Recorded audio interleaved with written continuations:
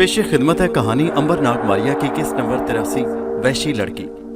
अंग्रेज कमांडर अब्दोस की दूरबीन पर झुका निशाना ले रहा था। ऊपर समंदर में अगरचे रात का अंधेरा फैला था, लेकिन अब चांद मशरक से उभरने लगा था और उसकी हल्की हल्की रोशनी फैल गई। ये उन लोगों के लिए बड़ा अच्छा हुआ। अब उन्हें जर्मन तबाहकुन जहाज वारसा समंदर में बिल्कुल साफ नजर आ रहा था।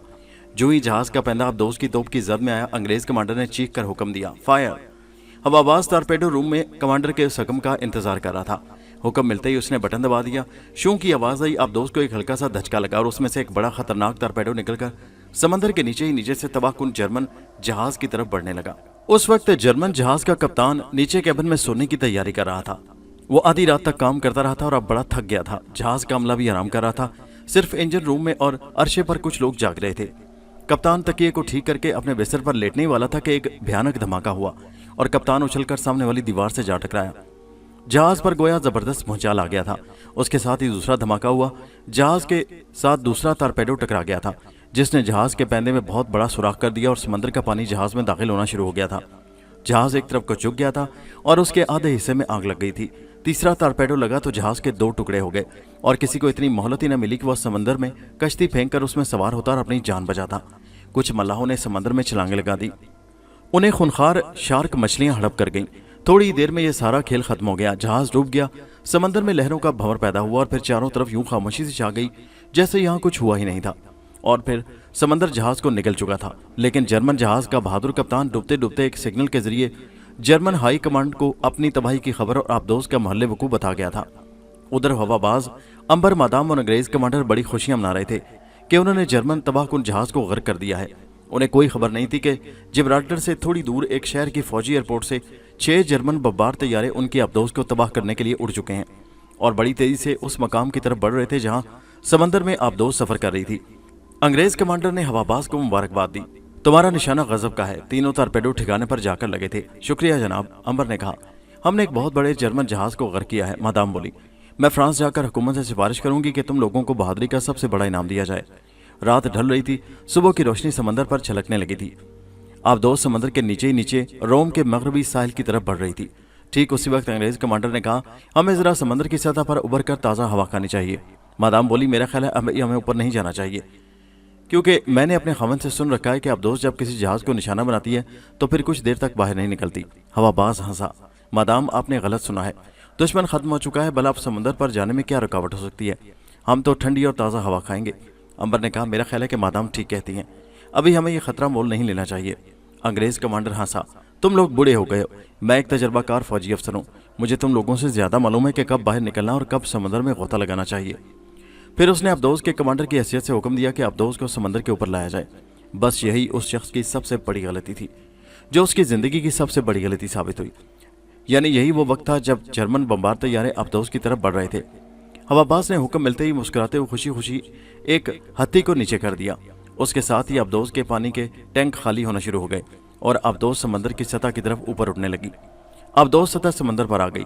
अब्दोस का ढकना खोल दिया गया। चारों अब्दोस के अर्शे पर आकर लंबे लंबे गहरे सांस लेने लगे। एक जबरदस्त फतह के बाद समंदर की ताज़ा हवा उन्हें बड़ी अच्छी लग रही थी। दिन का उजाला चारों तरफ समंदर पर फैल गया था। वो बड़े खुश थे और अर्शे पर एक दूसरे से बातें भी कर रहे थे और चहलकदमी भी कर रहे थे। इतने में सबसे पहले अंबर के कान खड़े हो गए। ये आवाज़ कैसी है? कौन सी आवाज़? अंग्रेज कमांडर ने चौंक कर पूछा। यही, क्या तुम सुन नहीं रहे? अब मादाम और हवाबाज ने भी फिजा में उस आवाज़ को सुनने की कोशिश शुरू कर दी, जो घूं घूं घूं की तरह थी। अंग्रेज कमांडर एक बार तो सहम गया। उसने खुश्क होठों से कहा, यह तो हवाई जहाज की आवाज़ मालूम होती है। अंबर ने कहा, मुझे तो बहुत से हवाई जहाज़ों की आवाज़ें लगती हैं। हवाबाज ने आसमान की तरफ देखते हुए कहा, अंबर ठीक कहता है, ये 4 नहीं तो 3 जहाज जरूर हैं और हैं भी बमबार। मादाम परेशानी से बोली, हमें क्या करना चाहिए? अंग्रेज कमांडर बोला, मालूम होता है जर्मन जहाज का कमांडर मरते मरते पीछे जर्मन हाई कमान को सिग्नल दे गया था। बहरहाल अब हमें खुदा ही बचा सकता है। नीचे आ जाओ सब। हवाबाज ने गुस्से में कहा, आप नीचे ले जाकर हमें मरवाना चाहते हैं? अब्दोस अगर एक बार नीचे चली गई तो फिर दोबारा कभी ऊपर न उभर सकेगी। कमांडर ने कहा, अब्दोस सतह के ऊपर रही तो बमबार उसके परखचे उड़ा देंगे। अंबर बोला, और अगर नीचे चली गई तो क्या हम बच जाएंगे? जहाज टॉरपेडो बम फेंकेंगे जो समंदर में दूर नीचे जाकर फटेंगे। मैं तो बच जाऊंगा, आप लोग अपना बंदोबस्त कर लें। मादाम ने कहा, हमें लाइफ जैकेट पहन लेने चाहिए। वो सारे के सारे भागकर नीचे आ गए। अब्दोस का ढकना बंद कर दिया गया और अब्दोस समंदर में उतरने लगी, मगर उसे समंदर में गायब होते एक जर्मन हवाबाज ने ऊपर से अपने तैयारे से देख लिया था। उसने अपने साथी हवाबाज को वो जगह बता दी जहां उन्हें बम फेंकने थे। टारगेट देख लिया गया था, निशाना बांध लिया गया। अबदोस समंदर में गायब हो चुकी थी। बमबारों ने गोता लगाया। वो समंदर में उस जगह आए जहां थोड़ी देर पहले अबदोस गायब हुई थी। ऊपर से गुजरते हुए बमबार जहाजों ने कितने ही टारपेडो बम समंदर में गिरा दिए। ये बम समंदर में गिरते ही फटे नहीं, बल्कि नीचे ही नीचे उतरते चले गए। एक खास गहराई पर जाकर उन्होंने फटना शुरू कर दिया। उनके धमाकों से समंदर में अंदर ही अंदर एक तूफान बरपा हो गया। पानी एक आतिशफशां पहाड़ के लावे की तरह बाहर को उछला और सैकड़ों मुर्दा मछलियां समंदर में बिखर गईं। अबदोस जरा फासले पर थी, मगर धमाकों से वो भी अपनी जगह डोलने लगी। बमबार अभी ऊपर ही उड़ रहे थे। वो दूसरी बार गोता लगाकर आए। उन्होंने समंदर में पहली जगह से जरा आगे जाकर एक बार फिर टारपेडो बम गिराए। ये बम अबदोस के दाएं बाएं और एक बम उसके ऊपर जाकर फट गया। उन बमों ने अबदोस को 2 टुकड़ों में तकसीम कर दिया।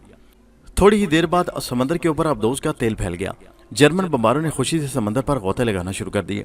वो समझ गए थे कि अबदोसें गर्क हो चुकी हैं। उन्हें मालूम था कि अबदोस में से कोई मल्लाह बाहर ना आ सकेगा, क्योंकि पानी के दबाव की वजह से मल्लाह नीचे ही नीचे समंदर की लहरों में पिस कर रह जाते हैं। लेकिन वो ये देखकर बड़े हैरान हुए कि जहां अबदोस डूबी थी वहां से एक आदमी उभरा और समंदर में तैरने लगा। उसने लाइफ जैकेट पहन रखी थी, यानी रबड़ की सदरी जो इंसान को पानी में ऊपर उठाए रखती है और डूबने नहीं देती। जर्मन हवाबाज ने अपने साथियों से कहा, यह अबदोस का कप्तान लगता है। मैं इस पर मशीन गन की गोलियां बरसाने लगा हूं। अबदोस गर्क हो गई थी और उसके साथ ही अंग्रेज कमांडर मादाम गार्शिया और हवाबाज भी समंदर की तह में जाकर हमेशा की नींद सो गए थे। अंबर बचा था जो समंदर की सतह पर उभर आया था। चुनाचे जो ही जर्मन हवाबाज की निगाह अंबर पर पड़ी, वो उसी पर गोलियां बरसाने के लिए गोते में आया। आखिर उन्होंने जर्मनों का एक बहुत बड़ा जहाज गर्क कर दिया था। वो उनमें से किसी को भी जिंदा ना देख सकते थे। उन्हें हाई कमांड ने हुक्म दिया कि अबदोस को गर्क करके उसके सारे अमले को भी खत्म कर दिया जाए। अंबर ने देखा कि हवाई जहाज उसकी तरफ गोता लगाकर आ रहा है। समझ गया कि वो नेक नीयत से नहीं आ रहा, और यही हुआ। यानी जर्मन हवाबाज उसके ऊपर से गोलियां बरसाता आगे गुजर गया। मशीन गन की गोलियां अंबर के सर, बाजू और कमर से टकराकर समंदर में गिर पड़ी। जर्मन हवाबाज ऊपर उठ गया। उसने पलटकर देखा, जिस इंसान पर उसने सैकड़ों गोलियां चलाई थी वो अभी तक पानी में तैर रहा था। कुछ हैरान हुआ कि निशाना तो बिल्कुल ठीक था। यह शख्स अभी तक जिंदा किस तरह से है। बहरहाल वो एक बार फिर गोते में आया और उसने दूसरी बार गोलियों का मींह बरसा दिया। इस बार जब उसने पलट कर देखा तो अंबर अभी तक जिंदा था। उसने अपने दोनों हवाबाज साथियों को हुक्म दिया, इस शख्स पर सारे मिलकर गोलियां बरसाओ। दोनों जहाज गोते में आए और अंबर के सर पर तड़ातड़ गोलियां खत्म कर दी। मगर अंबर फिर भी जिंदा रहा और समंदर में बड़े मजे से तैरते हुए हाथ हिलाकर उन्हें हेलो हेलो करता रहा। जर्मन हवाबाज ने कहा, इस पर बम मारो। जहाजों ने अपने बाकी बचे हुए सारे बम अंबर के सर पर छोड़ दिए। एक के बाद एक कई एक धमाके हुए। समंदर का पानी ऊपर तक उछला, एक तूफान सा आ गया। मगर थोड़ी देर बाद जब समंदर पर सुकून हुआ तो उन्होंने देखा कि अंबर उसी तरह समंदर में तैर रहा था और हाथ हिला हिलाकर उन्हें हेलो कह रहा था। जर्मन हवाबाज ग्रुप कैप्टन था। उसने दूरबीन लगाकर देखा, अंबर पर जख्म का कोई निशाना था और वो मुस्कुरा रहा था। ग्रुप कैप्टन ने अपने साथियों से कहा, यह कोई अजीबोगरीब इंसान है, इसे गिरफ्तार किया जाएगा। ग्रुप कैप्टन ने जहाज़ों को वापसी का हुक्म दिया और साथ ही हेलीकॉप्टर डिवीजन को वायरलेस हुक्म दिया कि समंदर में फलां फलां मकाम पर एक अजीबोगरीब जंगी कैदी तैर रहा है, उसे जिंदा गिरफ्तार किया जाए। अंबर ने देखा कि तीनों जर्मन बमबार जहाज वापस चले गए और वो खामोशी से समंदर की लहरों पर तैरता रहा। उसका ख्याल था कि अब वहां कोई नहीं आएगा और वो अकेला ही न जाने कब तक समंदर में तैरता रहेगा। लेकिन थोड़ी देर गुजरी होगी कि फिजा में एक हेलीकॉप्टर नमदार हुआ। ये चक्कर खाता हुआ उसके ऊपर आ गया और फिर उसने एक सीढ़ी फेंकी और हेलीकॉप्टर पर से किसी लाउड स्पीकर से कहा, तुम हमारे जंगी कैदी हो, हम तुम्हें बचाने आए हैं, सीढ़ी पकड़कर ऊपर आ जाओ। अंबर को भी यही चाहिए था। सीढ़ी जब उसके सर के पास आकर झूलने लगी तो उसने उसे पकड़ लिया और उस पर चढ़ता हुआ हेलीकॉप्टर के अंदर आ गया। यहाँ 2 जर्मन सार्जेंट पिस्तौल लिए पहले से बैठे उसका इंतजार कर रहे थे। खामोशी से कोने में बैठ जाओ। अंबर खामोशी से कोने वाली सीट पर बैठ गया। पायलट ने कहा, कैदी को अगर सर्दी लग रही है तो इसको कंबल दे दिया जाए। अंबर ने कहा, शुक्रिया, मुझे सर्दी नहीं लग रही। सार्जेंट ने पूछा, क्या तुम जर्मन जुबान जानते हो? क्योंकि हेलीकॉप्टर के पायलट ने जर्मन जुबान में हुक्म दिया था और अंबर ने भी जर्मन जुबान में ही उसके हुक्म का जवाब दिया था। अब सार्जेंट की बात सुनकर वो मुस्कुराया और बोला, मैं सारी जुबानें जानता हूँ, क्या तुम मुझसे युगंडा और न्यू गिनी के आदमखोर कबीलों की जुबान में बात करोगे? दोनों जर्मन सार्जेंट एक दूसरे का मुंह तकने लगे। ये कैसा कैदी था? क्या तुम मिस्री हो? हाँ, मैं मिस्र का रहने वाला हूँ, अंबर ने जवाब दिया। जर्मन सार्जेंट ने पूछा, उस अबदोस में तुम किस तरह से आ गए थे? अंबर बोला, अबदोस का कप्तान मेरा वाकिफ था, मैं उसके साथ बहिरा रोम अबूर करके जिब्राल्टर जा रहा था। दूसरे सार्जेंट ने पूछा, तुम अबदोस से बचकर कैसे बाहर आ गए? समंदर में तो पानी का इतना शदीद दबाव होता है कि कोई जानदार जिंदा नहीं बच सकता। अंबर ने मुस्कुराकर कहा, जिसको खुदा रखे उसको कोई नहीं मार सकता। सार्जेंट खामोश हो गया। हेलीकॉप्टर समंदर के ऊपर उड़ता रहा। काफी दूर जाने के बाद अंबर ने खिड़की में से दूर एक बहरी जहाज को देखा तो समंदर की सतह पर एक खिलौना मालूम हो रहा था। उसने सार्जेंट से पूछा, ये जहाज किसका है? शट अप, सार्जेंट ने उसे झाड़ दिया। खामोश रहो, तुम्हें हमारे जहाजों के बारे में बात करने की हरगिज इजाजत नहीं। अंबर ने कहका लगाकर कहा, शुक्रिया, तुमने खुद ही बता दिया कि ये जहाज तुम्हारा है। ये एक जर्मन तैयारा बरदार जंगी जहाज था। हेलीकॉप्टर उसी जहाज से उड़कर आया था। हेलीकॉप्टर उस जहाज के हेलीपैड पर उतर गया। अंबर को जहाज के एक निचले कमरे में ले जाकर बंद कर दिया गया। ये जगह एक हवालात ही थी, क्योंकि दरवाजे पर मोटी मोटी सुलाखें लगी थी। अंबर ने किसी से कुछ न कहा और बड़े आराम से हवालात के कोने में जाकर तख्त पर चुपचाप लेट गया। थोड़ी देर बाद जहाज का कमांडर उसके पास आया।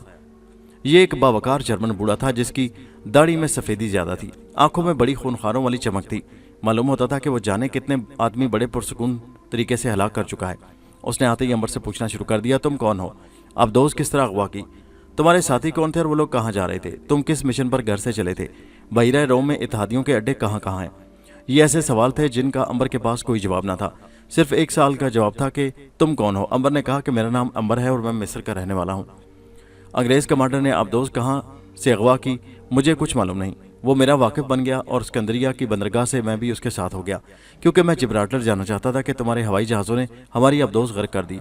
जर्मन कमांडर ने करख्त आवाज़ में कहा, लेकिन तुम लोगों ने हमारे एक बड़े कीमती जंगी जहाज़ को तारपेडो मारकर गर्क कर दिया था। अंबर ने कहा, जी हाँ, अगर हम उसे गर्क ना करते तो वो हमारी अब्दोस को गर्क कर देता। बकवास बंद करो। फिर उसने हुक्म दिया, इस शख्स को सिवाय पानी के और कुछ न दिया जाए। अंबर ने हंसकर कहा, बेशक मेरा पानी भी कमांडर को दे दिया जाए, उस पानी के बगैर भी मैं जिंदा रह सकता हूँ। कमांडर ने गुस्से में आकर अंबर के सर पर मुक्का मार दिया। अंबर तो अपनी जगह पर खड़ा रहा, मगर कमांडर का हाथ जख्मी हो गया। उसे यूं महसूस हुआ जैसे उसने किसी पत्थर की सिल पर हाथ मार दिया हो। उसकी 2 उंगलियां टूट गई थी। उसी वक्त कमांडर को जहाज के अस्पताल में ले जाकर उंगलियां जोड़कर उन पर प्लास्टर चढ़ा दिया गया। ये खबर सारे जहाज में फैल गई कि जो नया मिस्री कैदी जहाज पर आया उसका सर लोहे का है। कमांडर ने अंबर के सर का एक एक्सरे करवाने का हुक्म दिया। एक्सरे में कोई गैर मामूली बात न थी। अंबर को वापस हवालात में बंद कर दिया गया। 2-3 रोज बाद ऐसा हुआ कि जहाज पर इत्तेहादी बमबार जहाज़ों ने हमला कर दिया। हवाई जहाज बमबारी करके चले गए। जहाज के इंजन रूम के एक हिस्से में आग लग गई थी। जहाज पर हर तरफ अफरा तफरी मची हुई थी। इंजन रूम में एक ऐसी मशीन लगी थी जिसके अगर हैंडल को नीचे गिरा दिया जाता, जहाज की छत पर से सफ़ेद गैस की बारिश शुरू हो जाती, जिससे आग 1 मिनट में बुझ जाती। मगर इंजन रूम को जाने वाला रास्ता आग के शोलों में घिरा हुआ था। वहां से गुजरकर मशीन के हैंडल तक पहुंचने का सवाल ही पैदा नहीं होता था। आग जोर पकड़ रही थी। अंबर को हालात में ये बात मालूम हुई तो उसने अपने पहरेदार से कहा, कप्तान से कहो मुझे आज़ाद कर दे, मैं मशीन रूम में जाकर हैंडल गिरा सकता हूँ। पहले तो पहरेदार ने कोई तवज्जो ना दी। आखिर मजबूर होकर उसने कप्तान को पैगाम भिजवाया। कप्तान ने हुक्म दिया, अगर वो शोलों में से गुजर सकता है तो उसे फौरन रिहा किया जाए, मगर याद रखो उसकी लाश आग में से निकालना जरूरी है। अंबर को उस जगह लाकर खड़ा कर दिया गया जहां से आग के शोलों का सफर शुरू होता था। जहाज के लोग उससे मजाकन कह रहे थे, अब जरा अंदर चलकर दिखाओ, आग तुम्हें पकौड़ा ना बना दे तो मेरा नाम बदल देना। अरे इस उल्लू की दुम को यहाँ क्यों ले आए हो? अरे इसे उठाकर आग में फेंक दो। इसने हमसे मजाक करने की कोशिश की है। जितने मुंह उतनी बातें। मगर अंबर बड़े सुकून से खड़ा था और शोलों को देख रहा था जो क़यामत की तरह लहरा लहरा कर उठ रहे थे। आखिर उसने लोगों की तरफ देखकर कहा, मैं आग के समंदर में जा रहा हूँ, किसी को आना है तो मेरे पीछे पीछे आ जाए। और अंबर लोगों के देखते ही देखते आग के शोलों में दाखिल हो गया। हर एक के मुंह से दहशत के मारे एक चीख निकल गई। कहीं तो अंबर के अंजाम पर अफसोस करने लगे, यार इस नौजवान की जवानी पर रहम करना चाहिए था, हमको उसे रोक लेना चाहिए था। खुदा उसकी रूह को तस्कीन दे, खूबसूरत नौजवान था। अब तो जलकर पकौड़ा बन गया होगा। उसका तो पकौड़ा भी जलकर स्याह हो चुका होगा। आग के करीब जाने की किसी को हिम्मत नहीं हो रही थी। जहाज के कप्तान को भी इतला कर दी गई। उसने कहा, ऐसे बड़बोले नौजवान का यही अंजाम होना था। बढ़ बढ़कर बातें कर रहा था, हम क्या कर सकते हैं। इतनी शदीद आग के जहन्नम में से तो उसकी हड्डियां में पिघल कर सुरमा बन चुकी होगी। खुदा उसकी रूह को माफ करे। जहाजी अंबर के अंजाम पर अफसोस कर ही रहे थे कि अचानक जहाज की छत और दीवारों में लगे फवारों से एकदम गैस उछल उछल कर गिरने लगी और आग बुझना शुरू हो गई। फिर देखते ही देखते आग के शोले बुझ गए और सफेद धुएं के अंदर से अंबर बरामद हुआ। अंबर बिल्कुल ठीक ठाक था। इतनी खौफनाक आग ने उसे कुछ न कहा था। उसके सर का एक मामूली सा बाल नहीं जला था। उसका लिबास वैसे का वैसा था। जहाजी तो दम बखुद होकर रह गए। किसी को यकीन नहीं आ रहा था कि एक इंसान इतनी ज्यादा आग में जिंदा रह सकता है, बल्कि उसके अंदर 15-20 मिनट रहकर अपना काम वापस करके फिर आ भी सकता है कि उसके सर का एक बाल भी न जला हो। जहाज के मल्लाहों ने नारे लगाकर अंबर का इस्तकबाल किया। आग बुझ चुकी थी। जहाज के कप्तान को इस खबर का पता चला तो भागा भागा आया। अंबर के पास आया, देखा तो वो बड़े आराम से कुर्सी पर बैठा कोका कोला पी रहा है और जहाज की आग पूरी तरह बुझ चुकी है। उसने आगे बढ़कर अंबर के जिस्म को छुआ, खाल को हाथ लगाई, बालों को हिला जुला कर देखा। आग का किसी भी जगह कोई असर नहीं था। बड़ा हैरान हुआ। वो अंबर को साथ लेकर जहाज के डॉक्टर के कैबिन में आ गया। डॉक्टर ने अंबर को लिटाकर उसका पूरी तरह से मुआयना किया। उसकी जिल्द देखी, टेम्परेचर लिया, हर चीज़ ठीक ठाक थी। कप्तान ने कहा, डॉक्टर मेरा ख्याल है इसका खून टेस्ट करके देखो। अंबर उठकर जाने लगा। उसकी क्या जरूरत है भला, उसने कहा। वो दरअसल खून टेस्ट करवाते हुए घबरा रहा था क्योंकि उसकी रगों में खून तो था ही नहीं। कप्तान ने कहा, मैं हुक्म देता हूँ कि तुम्हारा सरकारी तौर पर खून टेस्ट किया जाए, चुपके से लेटे रहो। अंबर ने कहा, कप्तान मेरा खून टेस्ट ना ही करवाएं तो अच्छा है। डॉक्टर ने पूछा, आखिर तुम्हारा खून क्यों ना टेस्ट करवाएं? अंबर बोला, इसलिए कि मेरे जिस्म में खून नहीं है।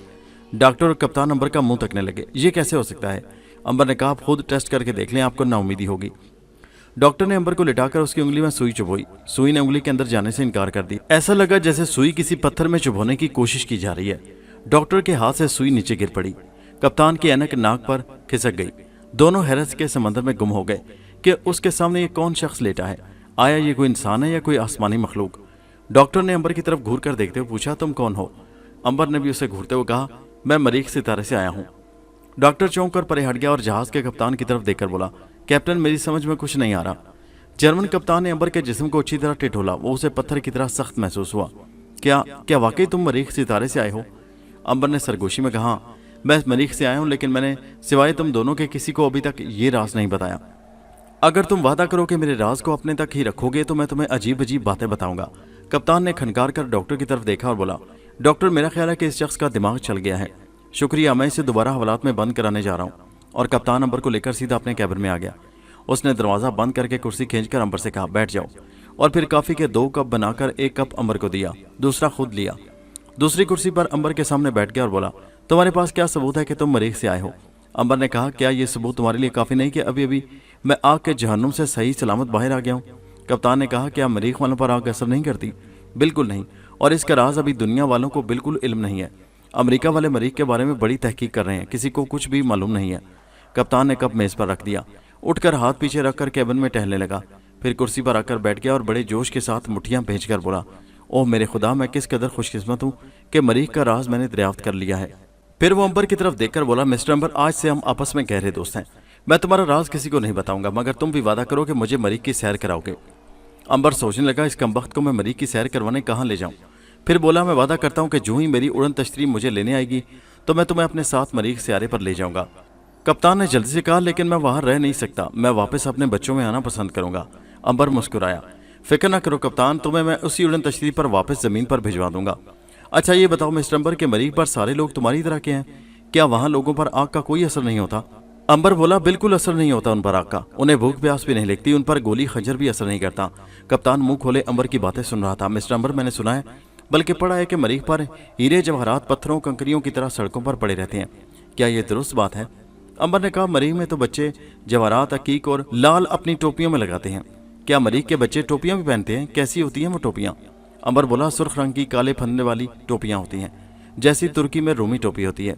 अच्छा मिस्टर अंबर, ये बताओ कि वहाँ की औरतें कैसी होती हैं? औरतें? हाँ, माएँ बहनें बेटियाँ, उनकी शक्लें कैसी होती हैं? अंबर ने कहा, बिल्कुल जैसे हमारे यहाँ माएँ बहनें बेटियाँ होती हैं, कोई फ़र्क नहीं होता। कोई नहीं। क्या उन पर आग भी असर नहीं करती? बिल्कुल असर नहीं करती। अंबर, खुदा के लिए मुझे मरीख की सैर ज़रूर करवाना, मैं वापस आकर वहाँ की तस्वीरें अखबारों में दूंगा। क्या मैं वहाँ तस्वीरें खींच सकूंगा? क्यों नहीं। कप्तान उठकर बेताबी से कैबिन में टहलने लगा। वो बड़ा खुश था। उसी वक्त उसने अंबर को जहाज का एक खूबसूरत कैबिन दे दिया। अंबर वहाँ रहने लगा। कप्तान हर रोज़ शाम की चाय अंबर के साथ पीता और मरीख सियारे की बातें करता रहता। वो रोज़ उससे पूछता कि मरीख से उड़न तश्तरी कब आ रही है। अंबर हर रोज़ उसे यही जवाब देता, उड़न तश्तरी मेरी खुश्की पर पहुँचने के बाद किसी वक्त भी आ सकती है। क्या खुश्की के बगैर उड़न तश्तरी किसी जगह नहीं उतर सकती? अंबर ने कहा, क्यों नहीं, वो तो समंदर क्या बल्कि आग में भी उतर सकती है। लेकिन बात असल में यह है कि मैं उस ज़मीन पर यूरोप के इलाके की मिट्टी का नमूना लेने आया हूँ। जब मैं वहाँ की मिट्टी का नमूना हासिल करूँगा तो मरीख वालों को खुद ब खुद इल्म हो जाएगा। बस वो उसी वक्त उड़न तश्तरी रवाना कर देंगे, जिसमें सवार होकर हम मरीख में पहुँच जाएंगे। कप्तान ने खुशी खुशी कहा, तो फिर मैं बहुत जल्द जहाज़ को खुशी की तरफ ले जाने की कोशिश करता हूँ। और कप्तान ने ऐसा ही किया। हालांकि उसे समंदर में चल फिर कर दुश्मन के जहाज़ों को तबाह करना था, मगर मरीख के शौक ने उसे नीम पागल बना रखा था। वो बहिरे रोम से निकलकर यूरोप के समंदर में आ गया। यहाँ जर्मनी की एक बंदरगाह में आकर उसने अपने बहरी जहाज को लंगरअंदाज कर दिया और अंबर को साथ लेकर बंदरगाह से कार में सवार होकर एयरपोर्ट की तरफ चल दिया। वो अंबर को अपने घर ले जा रहा था, जो दूसरे शहर यानी ड्रेसडन में वाक़या था। एयरपोर्ट पर बहरिया का एक हवाई जहाज तैयार खड़ा था। कप्तान और अंबर उसमें सवार हो गए। 2 घंटे की प्रवास के बाद जहाज ड्रेसडन पहुंच गया। कप्तान अंबर को अपने घर ले गया। शहर से बाहर एक पुरफिजा बाग में ये एक पुरसुकून मकान था। यहाँ जर्मन कप्तान की उधेड़ उम्र बेगम रहती थी। कप्तान ने अपनी बीवी से अंबर का तारुफ करवा दिया और फिर उसे अंदर ले जाकर कहा, जानती हो ये नौजवान किस दुनिया से आया है? क्या मतलब है तुम्हारा? उसकी बीवी ने जरा ताज्जुब से पूछा। कप्तान दोनों हाथों को रगड़ते हुए जोश से बोला, ये नौजवान सियारा मरीख से आया है। क्या तुम्हारे होश तो ठिकाने हैं? उसकी बेगम ने जरा चिल्ला कर कहा, आहिस्ता बोलो बेगम, मैं सच कह रहा हूँ, ये नौजवान जिसका नाम अंबर है मरीख से उड़न तश्ती में आया है और अब मुझे भी सैर कराने उड़न तश्ती पर बिठाकर मरीख ले जाएगा। कप्तान की बीवी ने अपने खामद की आंखों में झुक कर देखा, फिर टेलीफोन उठाकर कोई नंबर मिलाया। दूसरी तरफ से किसी ने पूछा, हेलो। बेगम ने कहा, डॉक्टर क्या तुम थोड़ी देर के लिए मेरे यहाँ आ सकते हो? क्या बात है बेगम साहब, खैरियत तो है? कप्तान की बीवी ने अपने खामद की तरफ देखकर कहा, मेरे खामद का दिमाग खराब हो गया है। कप्तान ने आगे बढ़कर फोन बंद कर दिया। क्या कर रही हो बेगम? खुदा के लिए मेरी बात पर यकीन करो। अच्छा अगर तुम्हें यकीन नहीं आता तो आओ मेरे साथ आओ, मैं तुम्हें एक ऐसा तमाशा दिखाता हूँ जिसे देखकर तुम्हें यकीन आ जाएगा कि ये नौजवान मिस्टर अंबर सचमुच मरीख सैयारे से आया है। और कप्तान अपनी उदेर उम्र जर्मन बीवी को हाथ से पकड़कर उस कमरे में ले गया जहां अंबर आराम कुर्सी पर बैठा खिड़की से बाहर लहराते दरख्तों को देख रहा था। कप्तान ने कहा, अंबर मेरी बीवी को यकीन नहीं आ रहा कि तुम मरीख सैयारे से आए हो, खुदा के लिए इसे किसी तरह यकीन दिलाओ, इसने मेरा नाक में दम कर दिया है। अंबर ने जर्मन कप्तान की बीवी की तरफ देखकर उठते हुए कहा, मादाम मैं सचमुच सैयारे मरीख से आया हूँ, यकीन करो। मादाम बोली, मगर उफ, तुम दोनों का दिमाग खराब हो गया है, अब तुम्हें भी डॉक्टर को दिखाना होगा। अंबर ने कहा, मैडम अगर मैं आपको कोई मरीख वालों की बात बताऊं तो आप यकीन करेंगी? क्या मतलब? मैडम ने पूछा। अंबर बोला, मतलब ये कि मरीख वालों पर आपकी जमीन की आग असर नहीं करती, उन पर गोली का भी असर नहीं होता। आप देखेंगे कि मुझ पर भी गोली और आग का कोई असर नहीं होता, फिर तो आप मान लेंगे कि मैं मरीख से आया हूँ। कप्तान ने ताली बजाकर कहा, बिल्कुल ठीक है बेगम, अब तुम खामोश रहो। फिर कप्तान ने अंबर के सामने एक मोमबत्ती लाकर रख दी, उसे माचिस से जलाया। अंबर ने अपनी कलाई पर से कपड़ा हटाया और कलाई जलती हुई मोमबत्ती के शोले के ऊपर रख दी। मोमबत्ती जल्दी गई, शोला बुलंद होता गया। शोला अंबर की कलाई को चाटता रहा मगर अंबर की कलाई पर कोई असर न हुआ। आखिर मोमबत्ती खत्म हो गई। दहशत से कप्तान की बेगम की चीख निकल गई। उसने अपनी सारी जिंदगी में इस किस्म का तमाशा कभी नहीं देखा था कि आग गोश्त को जलाने से इनकार कर दे। जर्मन कप्तान ने उसे संभाला और कहा, मैं ना कहता था कि अंबर मरीख सैयारे से आया है, अब कहो क्या तुम्हें यकीन नहीं आया? तुमने अपने आंखों से देख लिया है कि इस पर आग का जरा सा भी असर नहीं हुआ। अंबर ने कलाई पर लगी हुई धुएं की हल्की सी कालक रुमाल से साफ की और बेगम की तरफ देखकर कहा, आपके खामन ठीक कहते हैं बेगम, मैं मरीख का रहने वाला हूँ, मैं आपको भी मरीख की सैर करा सकता हूँ, लेकिन शर्त यह है कि मेरा राज किसी पर जाहिर न करे। मैडम धक से रह गई थी, खुली आंखों से अंबर को तक रही थी। फिर उसने उसी वक्त डॉक्टर को दोबारा फोन किया और कहा, डॉक्टर आप आने की तकलीफ ना करें, मेरा खामन ठीक हो गया है। रात को अंबर देर तक कप्तान और उसकी बीवी से बातें करता रहा। कप्तान की बीवी तो सोने चली गई, अंबर और कप्तान बातें करते रहे। कप्तान ने कहा, जर्मन बहरिया में मेरा एक दुश्मन है जिसकी वजह से मुझे तरक्की नहीं मिल रही, क्या कोई ऐसा तरीका हो सकता है अंबर कि मैं उससे बेहतर ओहदा हासिल कर सकूं? अंबर ने पूछा, क्या आप ये चाहते हैं कि आपके दुश्मन को हिलाक कर दिया जाए? नहीं, मैं ये नहीं चाहता, मैं तो सिर्फ ये चाहता हूं कि कोई ऐसा कारनामा सर अंजाम दूं कि हिटलर उम्मीदुल बहर बना दे और बस। अंबर ने कहा, आप किस किस्म का कारनामा करना चाहते हैं? आपने हमारी अबदोस को तो डुबो दिया, क्या इससे आपको तरक्की नहीं मिलेगी? कप्तान ने कहा, मैं इससे भी बढ़कर कोई कारनामा करना चाहता हूँ। अंबर कहने लगा, मुझे अफसोस है कि मैं आपके लिए कुछ नहीं कर सकता, आपने मेरी एक बहन मादाम गार्शिया को भी अबदोस के ही साथ गर्क कर दिया, मजबूर हूँ। जर्मन कप्तान खामोशी से छत को देखने लगा। उसे मालूम था कि वो अंबर पर बिल्कुल दबाव नहीं डाल सकता, उसे कोई काम जबरदस्ती करने पर मजबूर भी नहीं कर सकता। वो सर झुकाकर दूसरे कमरे में चला गया। अंबर उस जर्मन कप्तान के साथ एक हफ्ता जर्मनी के उस कस्बे में रहा। उन्हीं दिनों जापान ने हथियार डाल दिए, जर्मन फौजें महाजों पर पसपा होने लगीं, उधर इटली की फौजें भी पीछे भागने लगीं। अंबर जर्मन कप्तान के साथ समंदरों में सफर कर रहा था। उसे मालूम हुआ रूसी और इत्तेहादी फौजें जर्मन की तरफ बढ़ना शुरू हो गई हैं और हिटलर इटली से फरार होते होते कत्ल कर दिया गया है। एक रोज उस जहाज को भी गर्क कर दिया गया जिसमें अंबर सफर कर रहा था। अंबर को अंग्रेजों ने गिरफ्तार करके कैदियों के कैंप में भेज दिया। ये कैंप लंदन से 100 मील दूर एक जंगल में बना हुआ था। अंबर यहाँ दूसरे जर्मन और इतालवी कैदियों के साथ बड़ी बड़ी जिंदगी गुजारने लगा। एक रोज अंबर तंग आ गया। उसने सोचा कि मैं किस लिए इस कैद खाने में पड़ा हूँ। उसने फरार का मनसूबा बनाया। उसके साथ ही एक जर्मन लड़का होमर भी कैद था। ये जर्मन नेवी में मल्लाह था।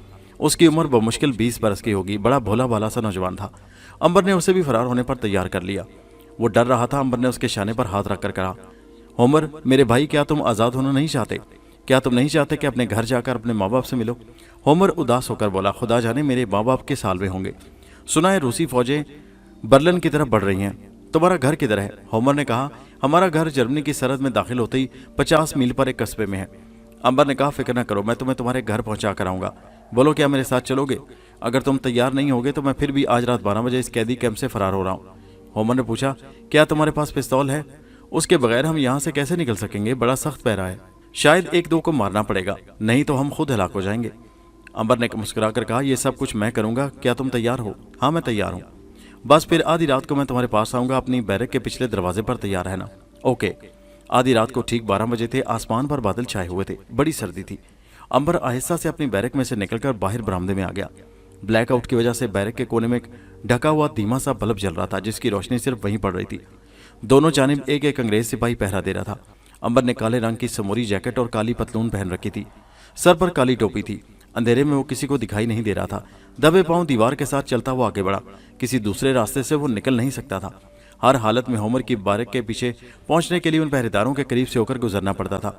अंबर एक जगह रुक गया। पहरेदार एक दूसरे से बातें कर रहे थे। उनके पीछे थोड़ी सी जगह थी जहां अंधेरा था।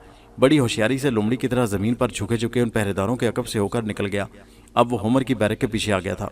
उधर हिमर भी काली जैकेट और पुरानी सी ब्राउन पतलून पहने बैरक के पिछले दरवाजे के पास खड़ा उसका इंतजार कर रहा था। वहां भी अंधेरा था। अंबर ने हल्की सी सीटी बजाई। होमर जल्दी से बाहर निकल आया। अंधेरे में दोनों की चमकती हुई आंखें एक दूसरे से मिली। एक मरहला तय हो गया था। वो बड़े खुश हुए। अंबर ने हमर के कान में आहिस्ता से कहा, घबराना नहीं नौजवान, बहादुर बने रहना, खुदा पर भरोसा रखना, वो हमें हर मुसीबत से निकाल लेगा। मेरे पीछे पीछे आओ। कैदी कैंप उन्होंने शाम ही को एक जगह ताड़ रखी थी। अंबर उस जगह से बाहर फरार होना चाहता था। यहाँ से दीवार ज्यादा बुलंद नहीं थी, लेकिन मुसीबत सिर्फ ये थी कि यहाँ दीवार के ऊपर एक बुर्जी में चौकीदारों ने पहरा लगा रखा था। अंबर ने हमर को साथ लिया और उस दीवार के नीचे आ गया। तुम एक तरफ होकर इंतजार करो, जब तक मैं ऊपर से इशारा ना करूं हरगिज बाहर ना निकलना। इतना कहकर अंबर एक तरफ से दरख्त पर चढ़कर दीवार पर आ गया। वो जंगली चीते की तरह दीवार पर झुककर चलता हुआ मोर्चे की बुर्जी के पास आ गया। उसने सुराख में से अंदर झांक कर देखा। अंदर मोमबत्ती जल रही थी। उसकी रोशनी में 3 अंग्रेज सिपाही बैठे थे। एक ऊँग रहा था, बाकी 2 ताश खेल रहे थे। अंबर कुछ देर उनकी तरफ देखता रहा। वो किसी तरकीब पर गौर करता रहा। वक्त गुजरता जा रहा था। अंबर ने सोचा कि उसे जो कुछ करना है जल्दी करना है। वक्त बहुत कम था। रात बीत रही थी। अंबर ने जानबूझकर बाहर पांव से ऐसा शोर पैदा किया जैसे कोई चल रहा है। उस आवाज पर बुर्जी के अंदर पहरेदार सिपाही चौंके। एक सिपाही राइफल तानकर अंधेरे में आकर देखने लगा। अंबर एक तरफ छुप गया था। जो इस सिपाही उसके करीब से गुजरा, अंबर ने बाजू उसकी गर्दन में डालकर उसे इतने जोर से भेजा कि वो बेहोश हो गया। अंबर ने उसे एक तरफ डाल दिया। मोर्चे में जब उन्होंने देखा कि बाहर गया हुआ सिपाही अभी तक वापस नहीं आया, तो एक सिपाही बाहर निकला। अंबर ने उसे भी बेहोश करके फेंक दिया और इसी तरह तीसरा सिपाही भी बेहोश कर दिया गया। अब मोर्चा खाली था। अंबर ने सीटी बजाकर होमर को बुलाया। होमर अंधेरी झाड़ियों में से निकलकर दीवार के नीचे आ गया।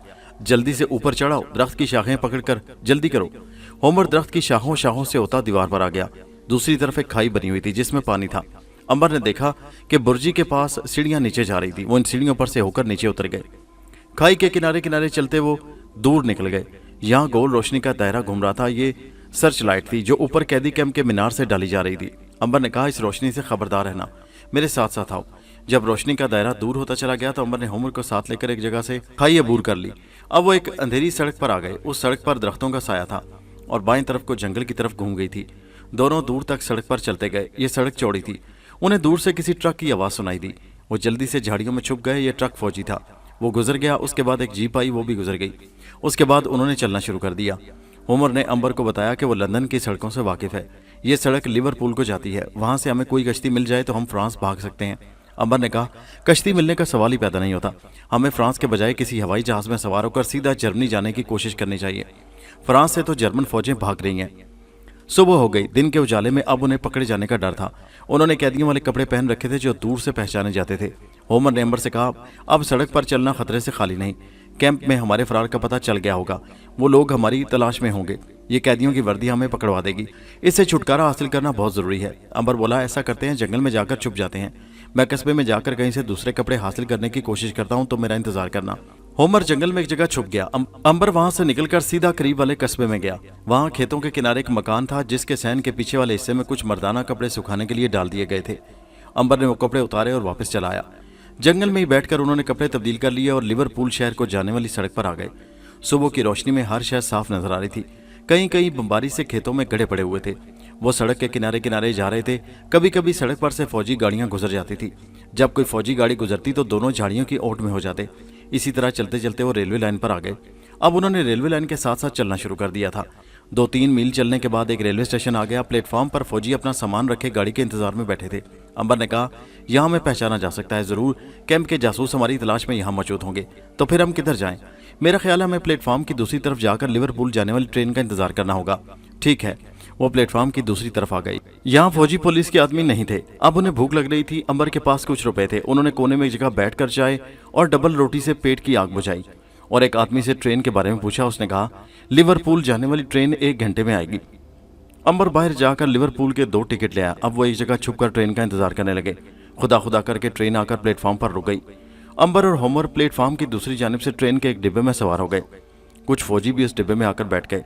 अंबर ने होमर को इशारा किया कि होशियार रहे। होमर ने मुंह खिड़की से बाहर कर लिया। अंबर ने भी खिड़की से बाहर मुंह कर लिया। ट्रेन की कुछ देर रुकने के बाद अपनी मंजिल की तरफ रवाना हो गई। सारा दिन रेलगाड़ी चलती रही। रास्ते में किसी जगह थोड़ी देर को रुकी और फिर रवाना हो जाती। इस दौरान में टिकट चेक करने वाला आया। उसे होमर और अंबर पर कोई शक न हुआ। खुदा खुदा करके ट्रेन लिवरपूल के स्टेशन में दाखिल हुई। ये बहुत बड़ा जंक्शन था। हर प्लेटफॉर्म पर फौजी बैठे गाड़ियों का इंतजार कर रहे थे। दूसरी सवारियों के साथ अंबर और होमर भी स्टेशन से बाहर निकल आए। शाम हो रही थी। अंबर ने कहा पहले खाना खाया जाए। उन्होंने एक होटल में बैठकर खाना खाया, फिर एक सस्ते से होटल में कमरा ले लिया। नहा धोकर ताज़ा दम हुए और बंदरगाह की तरफ जायजा लेने निकल गए।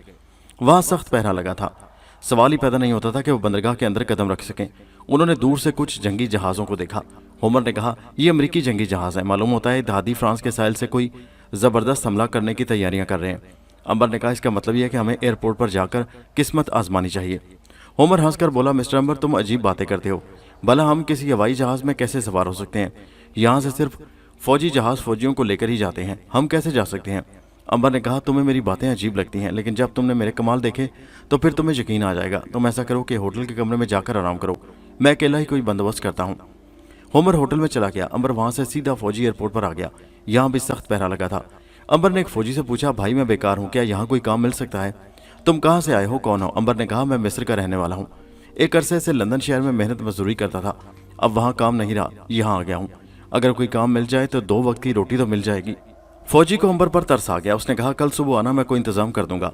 दूसरे दिन अंबर को फौजी हवाई अड्डे पर काम मिल गया। उसका काम यह था कि जो हेलीकॉप्टर या जहाज आकर रुकते हैं उनकी सफाई वगैरह की जाए। एक हफ्ते के अंदर अंदर अंबर ने मालूम कर लिया कि कौन सा जहाज किस वक्त जाता है और कौन सा हेलीकॉप्टर किस जगह पर रात को खड़ा होता है। 15-20 दिन की नौकरी के बाद उसे सब कुछ मालूम हो गया। एक दिन उसने होमर से कहा आज रात मेरे साथ चलना। कहाँ? होमर ने पूछा। अंबर ने मुस्कुराकर कहा हम जर्मनी जाएंगे। वो कैसे? तुम सवाल करने बंद करो, बस जैसे मैं कहता हूँ वैसे ही करते जाओ। दूसरे दिन आधी रात को अंबर ने होमर को साथ लिया और हवाई अड्डे के पीछे से होकर एक जगह से अंदर दाखिल हो गया। यहाँ बड़े बड़े हैंगर बने थे जिनके अंदर छोटे हवाई जहाज रखे हुए थे। एक खाली रंग का छोटा जहाज कोने में खड़ा था। अंबर ने उस जहाज में दिन के वक्त ही काफी पेट्रोल वगैरह भर लिया था। एक फौजी वहां पहरा दे रहा था। अंबर ने होमर से कहा तुम यहाँ ठहरो, मैं इशारा करूं तो आ जाना। अंबर उस फौजी के पास गया और इधर उधर की बातें करने लगा। उस फौजी ने पूछा तुम रात के वक्त इधर क्या कर रहे हो? अंबर ने कहा आज मेरी ड्यूटी रात की लगी है। इधर उधर की बातों के बाद मौका देखकर अंबर ने पहरेदार फौजी की गर्दन पर एक मुक्का मारकर उसे बेहोश कर दिया। फिर सीटी बजाई तो होमर भागकर आ गया। अंबर ने कहा मेरे साथ जहाज में आ जाओ। दोनों जहाज में सवार हो गए। अंबर ने जहाज का इंजन चला दिया और उसे रनवे पर चलाता हुआ उस मकाम पर ले गया जहां से जहाज पूरी रफ्तार से चलता हुआ हवा में बुलंद हो जाता था। कंट्रोल टावर वालों ने वायरलेस पर पूछा इस जहाज को कौन चला रहा है? अंबर सारी बातें जानता था। उसने कहा मैं राजा हूँ। हेलो, मैं फौजी देखभाल के लिए उड़ने वाला हूँ। मौसम कैसा है मुझे बताया जाए। हेलो हेलो, दूसरी तरफ से आवाज़ आई। हेलो राजा, मौसम ठीक है मगर तुम्हारी फ्लाइट के बारे में कुछ नहीं लिखा। अंबर ने कहा मैं इमरजेंसी फ्लाइट पर जा रहा हूँ। ओके, तुम उड़ सकते हो। कंट्रोल वालों ने सोचा कि कोई अपना फौजी अफसर ही होगा जो जहाज को उड़ाने वाला है, किसी दूसरे आदमी की इतनी जरूरत ही नहीं हो सकती। अंबर ने इंजन को पूरी ताकत से चला दिया। जहाज बड़ी तेजी से रनवे पर उड़ना शुरू कर दिया। एक खास जगह पर जहाज फिजा में बुलंद हो गया। फिजा में बुलंद होते ही होमर ने इत्मीनान का सांस लिया। अंबर ने कहा नक्शा निकालकर सामने रख दो। होमर ने नक्शा निकालकर सामने खोलकर रख दिया। उन्होंने नक्शे के मुताबिक जहाज का रुख एक तरफ को कर दिया। रात हो गई, नीचे ब्लैकआउट की वजह से अंधेरा था। अब वो नक्शे के मुताबिक ही आगे प्रवास कर रहे थे। कोई 2 घंटे के बाद वो फ्रांस के ऊपर से गुजर रहे थे। फ्रांस पर इत्तेहादियों का कब्जा हो चुका था और जर्मन फौजों को पीछे धकेल दिया गया था। यहाँ पेरिस के कंट्रोल टावर ने उनसे पूछा हेलो, तुम कौन हो और किधर जा रहे हो? अंबर ने वायरलेस पर कहा हेलो राजा, मैं 6, 7, 8 फ्लाइट पर हूँ। ये नंबर खुफिया एयरफोर्स वालों का था और उन जहाज़ों को इजाज़त थी कि वो जिस वक्त चाहें फ़ज़ा में उड़ सकते थे और अपने इलाकों से बेरोक टोक गुजर सकते थे। मगर जब उनका जहाज़ फ्रांस की सरहद पार करके जर्मनी यानी दुश्मन की सरहद में दाखिल हुआ तो नीचे से 13 शिगन तोपों ने गोलियां चलानी शुरू कर दी। अंबर जहाज़ को और ऊपर ले गया। गोलियां अंधेरे में उनके जहाज़ के करीब से गुजर रही थी। जहाज़ का रुख शुमाल मशरक की तरफ करो अंबर, खामोश बैठे रहो। शुमाल मशरक की सिमत हमारा इलाका शुरू होता है, मैं उधर ही जा रहा हूँ, तुम फौरन पैराशूट बांध कर तैयार हो जाओ। अंबर ने भी पैराशूट बांध लिया। अब उन्होंने देखा कि 2 जहाज उनकी तरफ बढ़ रहे हैं। उन्होंने रॉकेट फेंके। एक रॉकेट अंबर के बिल्कुल सर के ऊपर से होकर गुजर गया। उनके पास कोई मशीन गन या रॉकेट गन नहीं थी। उनका जहाज भी कमज़ोर और छोटा सा था। दोनों जहाज जर्मन एयरफोर्स के लड़ाका हवाई जहाज थे। उन्होंने अंबर के जहाज पर गोलियां और रॉकेट बरसाने शुरू कर दिए। एक रॉकेट जहाज के दुम में लगा और आग का शोला भड़क उठा। अंबर ने चीख कर कहा होमर छलांग लगा दो। पहले होमर ने छलांग लगाई, उसके बाद अंबर जहाज में बाहर फिजा में कूद पड़ा। उनके पैराशूट खुल गए और हवा में तैरते हुए नीचे खेतों में आकर गिर पड़े। जल्दी जल्दी उन्होंने अपने आप को पैराशूट की रस्सियों से अलग किया और एक तरफ को भागे। आगे उन्हें दूर शहर की धीमी धीमी रोशनी नजर आई, जो थोड़ी देर बाद बुझ गई। दोनों एक जगह रुककर सांस दुरुस्त करने लगे। अंबर ने पूछा, क्या तुम बता सकते हो कि हम किस मकाम पर गिरे हैं? होमर ने कहा, मेरा ख्याल है कि यहाँ से हमारा कस्बा कोई 10-15 मील शुमाल मशरक में वाक़ है, मगर मुझे अपने कस्बे की तरफ आग के शोले नजर आ रहे हैं। अंबर ने कहा, 10-15 मील के फासले पर से आग के शोले कभी नजर नहीं आते, लेकिन मेरा दिल कहता है कि उधर आग लगी है। अंबर ने कहा, उधर जरूर कोई पेट्रोल का जखीरा तबाह हुआ है। होमर बोला, हमें रात के अंधेरे से फायदा उठाते हुए यहाँ से निकल जाना चाहिए। क्या तुम्हें रास्ते का इल्म है? हाँ, ऐसे लगता है कि मैं इन रास्तों को पहचानता हूँ। तो फिर चलो। होमर ने अंबर को साथ लिया और वो अंधेरे में खेतों से गुजरते एक छोटे से जंगल में आ गए। यहाँ से निकले तो फिर खेतों का सिलसिला शुरू हो गया। अब उन्हें सामने एक बुलंद मीनार नजर आया, जो रात के अंधेरे में किसाई की तरह लग रहा था। होमर ने खुश होकर कहा, यह लाल टावर है, यहाँ से 2 मील दूर मेरा गाँव है। बहुत खूब, जल्दी चलो। दिन की रोशनी निकलने से पहले पहले हमें गाँव पहुँच जाना चाहिए। जो जो वो गाँव के करीब आ रहे थे, उन तोपों की आवाज़ें आना शुरू हो गई थी। दूर आसमान पर अंधेरे में गोलों की चमक भी पड़ रही थी। होमर ने कहा, यह ज़रूर रूसी फौज की गोलाबारी है। रूसी फौजें हमारे मुल्क में काफ़ी आगे आ चुकी हैं। खुदा करे कि मेरे माँ बाप घर पर हों। अंबर ने कहा, जल्दी जल्दी चलो। उन्हें गांव पहुंचते पहुंचते सुबह हो गई। दिन की रोशनी में उन्होंने देखा कि गांव बीमारी की वजह से तबाह हो गया है। मकान गिरे पड़े हैं, कहीं कहीं से धुआं निकल रहा है। उनका अपना मकान भी गिर चुका था। होमर की आंखों में आंसू आ गए। खुदा जाने मेरे माँ बाप और बहन भाई किधर होंगे, जिंदा भी होंगे कि नहीं। अंबर ने उसे हौसला देते हुए कहा, हौसला रखो मेरे भाई, किसी शख्स से पूछते हैं, मगर यहाँ तो कोई इंसान नजर नहीं आ रहा। उन्होंने गांव के खंडरों में चल फिर कर देखा कि एक टूटी फूटी दुकान के पास एक बुढ़ा बैठा था। होमर ने उसे पहचान लिया। अंकल, मैं होमर हूँ, मेरे माँ बाप कहाँ हैं? अंकल ने बूढ़ी पलकें उठाकर होमर को देखा, उसे पहचान लिया और फिर उदास आवाज में बोला, सब कुछ खत्म हो गया बेटा होमर। क्या मेरे माँ बाप? इससे आगे होमर न कह सका। अंकल ने कहा, तुम्हारे माँ बाप मरने से बच गए हैं, मगर उन्हें रूसी ले गए हैं। वो रूस में कहीं कैदी बनकर रह रहे होंगे।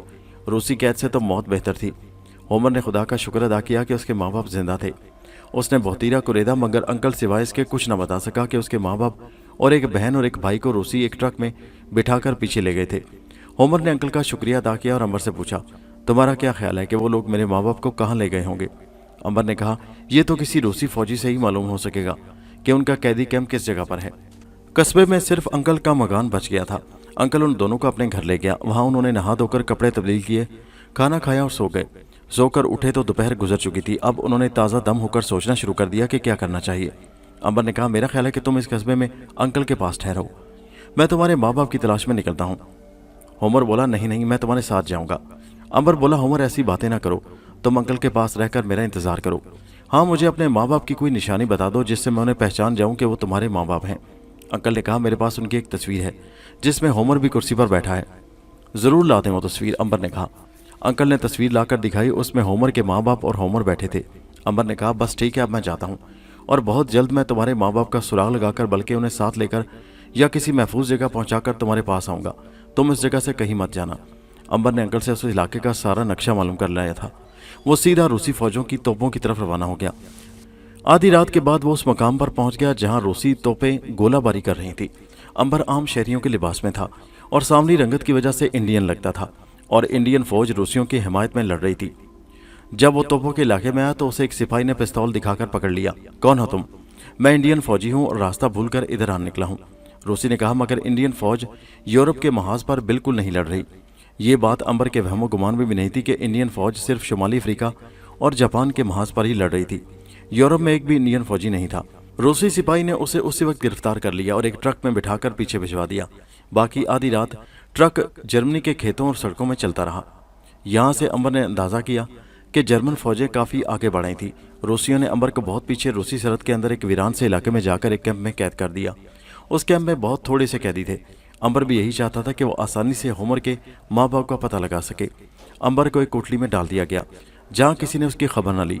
रात को उसे सिर्फ एक सूखी डबल रोटी और थोड़ा सा पानी दिया गया। दूसरे रोज उसे पूछगिछ शुरू हो गई। ये बड़ा कठिन मरहला था। अंबर वैसे उसमें से कई बार गुजर चुका था। रूसियों ने अंबर के बाजू रस्सी से कुर्सी के पीछे बांध दिए। वो बार बार पूछते कि तुम किसके लिए जासूसी कर रहे हो और तुम्हारे साथी कहाँ कहाँ हैं। अंबर यही बार बार कहता कि वो जासूस नहीं है। अगर उसकी बात पर कोई एतबार नहीं कर सकता था। आखिर उसकी कमीज उतार दी गई और एक रूसी ने जलता हुआ सिगरेट लेकर अंबर के सीने पर लगा दिया। अंबर यही चाहता था कि ऐसा कुछ होता कि उसकी ताकत जाहिर हो जाए। रूसी ने अपनी तरफ से ये सोचकर सिगरेट लगाया था कि अंबर दर्द से तड़प उठेगा, मगर वहाँ ये हुआ कि जो ही रूसी ने जलता हुआ सिगरेट अंबर के जिस्म पर लगाया, सिगरेट बुझ गया और अंबर अपनी जगह पर बैठा रहा। रूसी ने सिगार सुलगाकर अंबर के जिस्म पर लगाया, सिगार भी बुझ गया। दोनों रूसी झुककर अंबर के जिस्म को तकने लगे। क्या बात है, उस कैदी ने जिस्म पर मेंढक की चर्बी तो नहीं मली? क्योंकि मेंढक की चर्बी मलने से आग जिस्म पर असर नहीं करती। दूसरे रूसी ने कहका लगाकर कहा, माचिस जलाकर इसके कान पर लगाओ, सारी मेंढक की चर्बी पिघल जाएगी। दूसरे रूसी ने माचिस जलाई, उसका शोला निकला। अंबर चुपचाप बैठा यह तमाशा देखता रहा। रूसी ने माचिस का शोला अंबर के कान के नीचे रख दिया। कोई दूसरा होता तो तड़प कर चीख मारता, मगर अंबर बड़े सुकून से अपनी जगह पर बैठा रहा। उस पर आग का जरा भी असर न हुआ। माचिस सारी की सारी जलकर बुझ गई। अंबर मुस्कुराता रहा। अब तो रूसी बड़े हैरान हुए कि मामला क्या है। ये शख्स तो कोई भूत मालूम होता है कि इस पर आग का असर ही नहीं होता। दोनों रूसी अंदर गए। अब उनके साथ एक गंजा रूसी डॉक्टर भी आ गया। गंजे डॉक्टर ने अंबर के जिस्म को चेक किया और बोला, बिल्कुल नॉर्मल जिस्म है, फिर इस पर आग का असर क्यों नहीं होता? अंबर ने रूसी जुबान में कहा, तुम अगर मुझे दहकती आग में भी डाल दोगे तो मैं जिंदा बाहर निकल आऊंगा। तीनों रूसी चौंके। तुम रूसी जुबान जानते हो? अंबर ने कहा, मैं दुनिया की सारी जुबानें जानता हूँ। मैं वो जुबान भी जानता हूँ जिस जुबान में परिंदे आपस में बातें करते हैं। रूसी एक दूसरे को तकने लगे। फिर गंजे डॉक्टर ने अंबर के जिस्म में से एक सिरिंज के जरिए खून निकालना चाहा, मगर सिरिंज टूट गई। सुई उसके बदन में दाखिल नहीं हो रही थी। रूसी डॉक्टर भुनचक्का रह गया। उसने दूसरी बार सुई दाखिल करने की कोशिश की। इस बार भी सुई टूटकर गिर पड़ी। अंबर ने कहा, आप लोग अपना वक्त ज़ाया कर रहे हैं। मुझ पर चाकू, खंजर और गोली तक असर नहीं करती। ये छोटी सी सुई क्या करेगी भला? रूसी डॉक्टर ने अंबर को घूर कर तकते हुए कहा, सच सच बताओ, तुम कौन हो? अंबर ने भी डॉक्टर को घूर कर तकते हुए कहा, मैं भूत हूँ। और फिर कहका मारकर हंस पड़ा और जरा सा झटका लगाकर उसने अपने हाथों की रस्सी तोड़ डाली। रूसी परे हट गए। एक ने पिस्तौल निकालकर अंबर पर फायर कर दिया। गोली अंबर के बाजू से टकराकर नीचे गिर पड़ी। अंबर ने जमीन पर से गोली उठाकर रूसी से कहा, इसे संभाल कर रखो, तुम्हारे काम आएगी। रूसी तो दंग होकर रह गए। उन्होंने सारी जिंदगी ऐसा इंसान नहीं देखा था जो मर न सके, जिस पर गोली आग असर न करे। उसी वक्त ऊपर इतला की गई। एक रूसी जनरल ने अंबर को तलब किया और कहा, अगर तुम टैंक लेकर आगे आगे बढ़ो तो क्या तुम दुश्मन के गोलों में जिंदा रह सकोगे?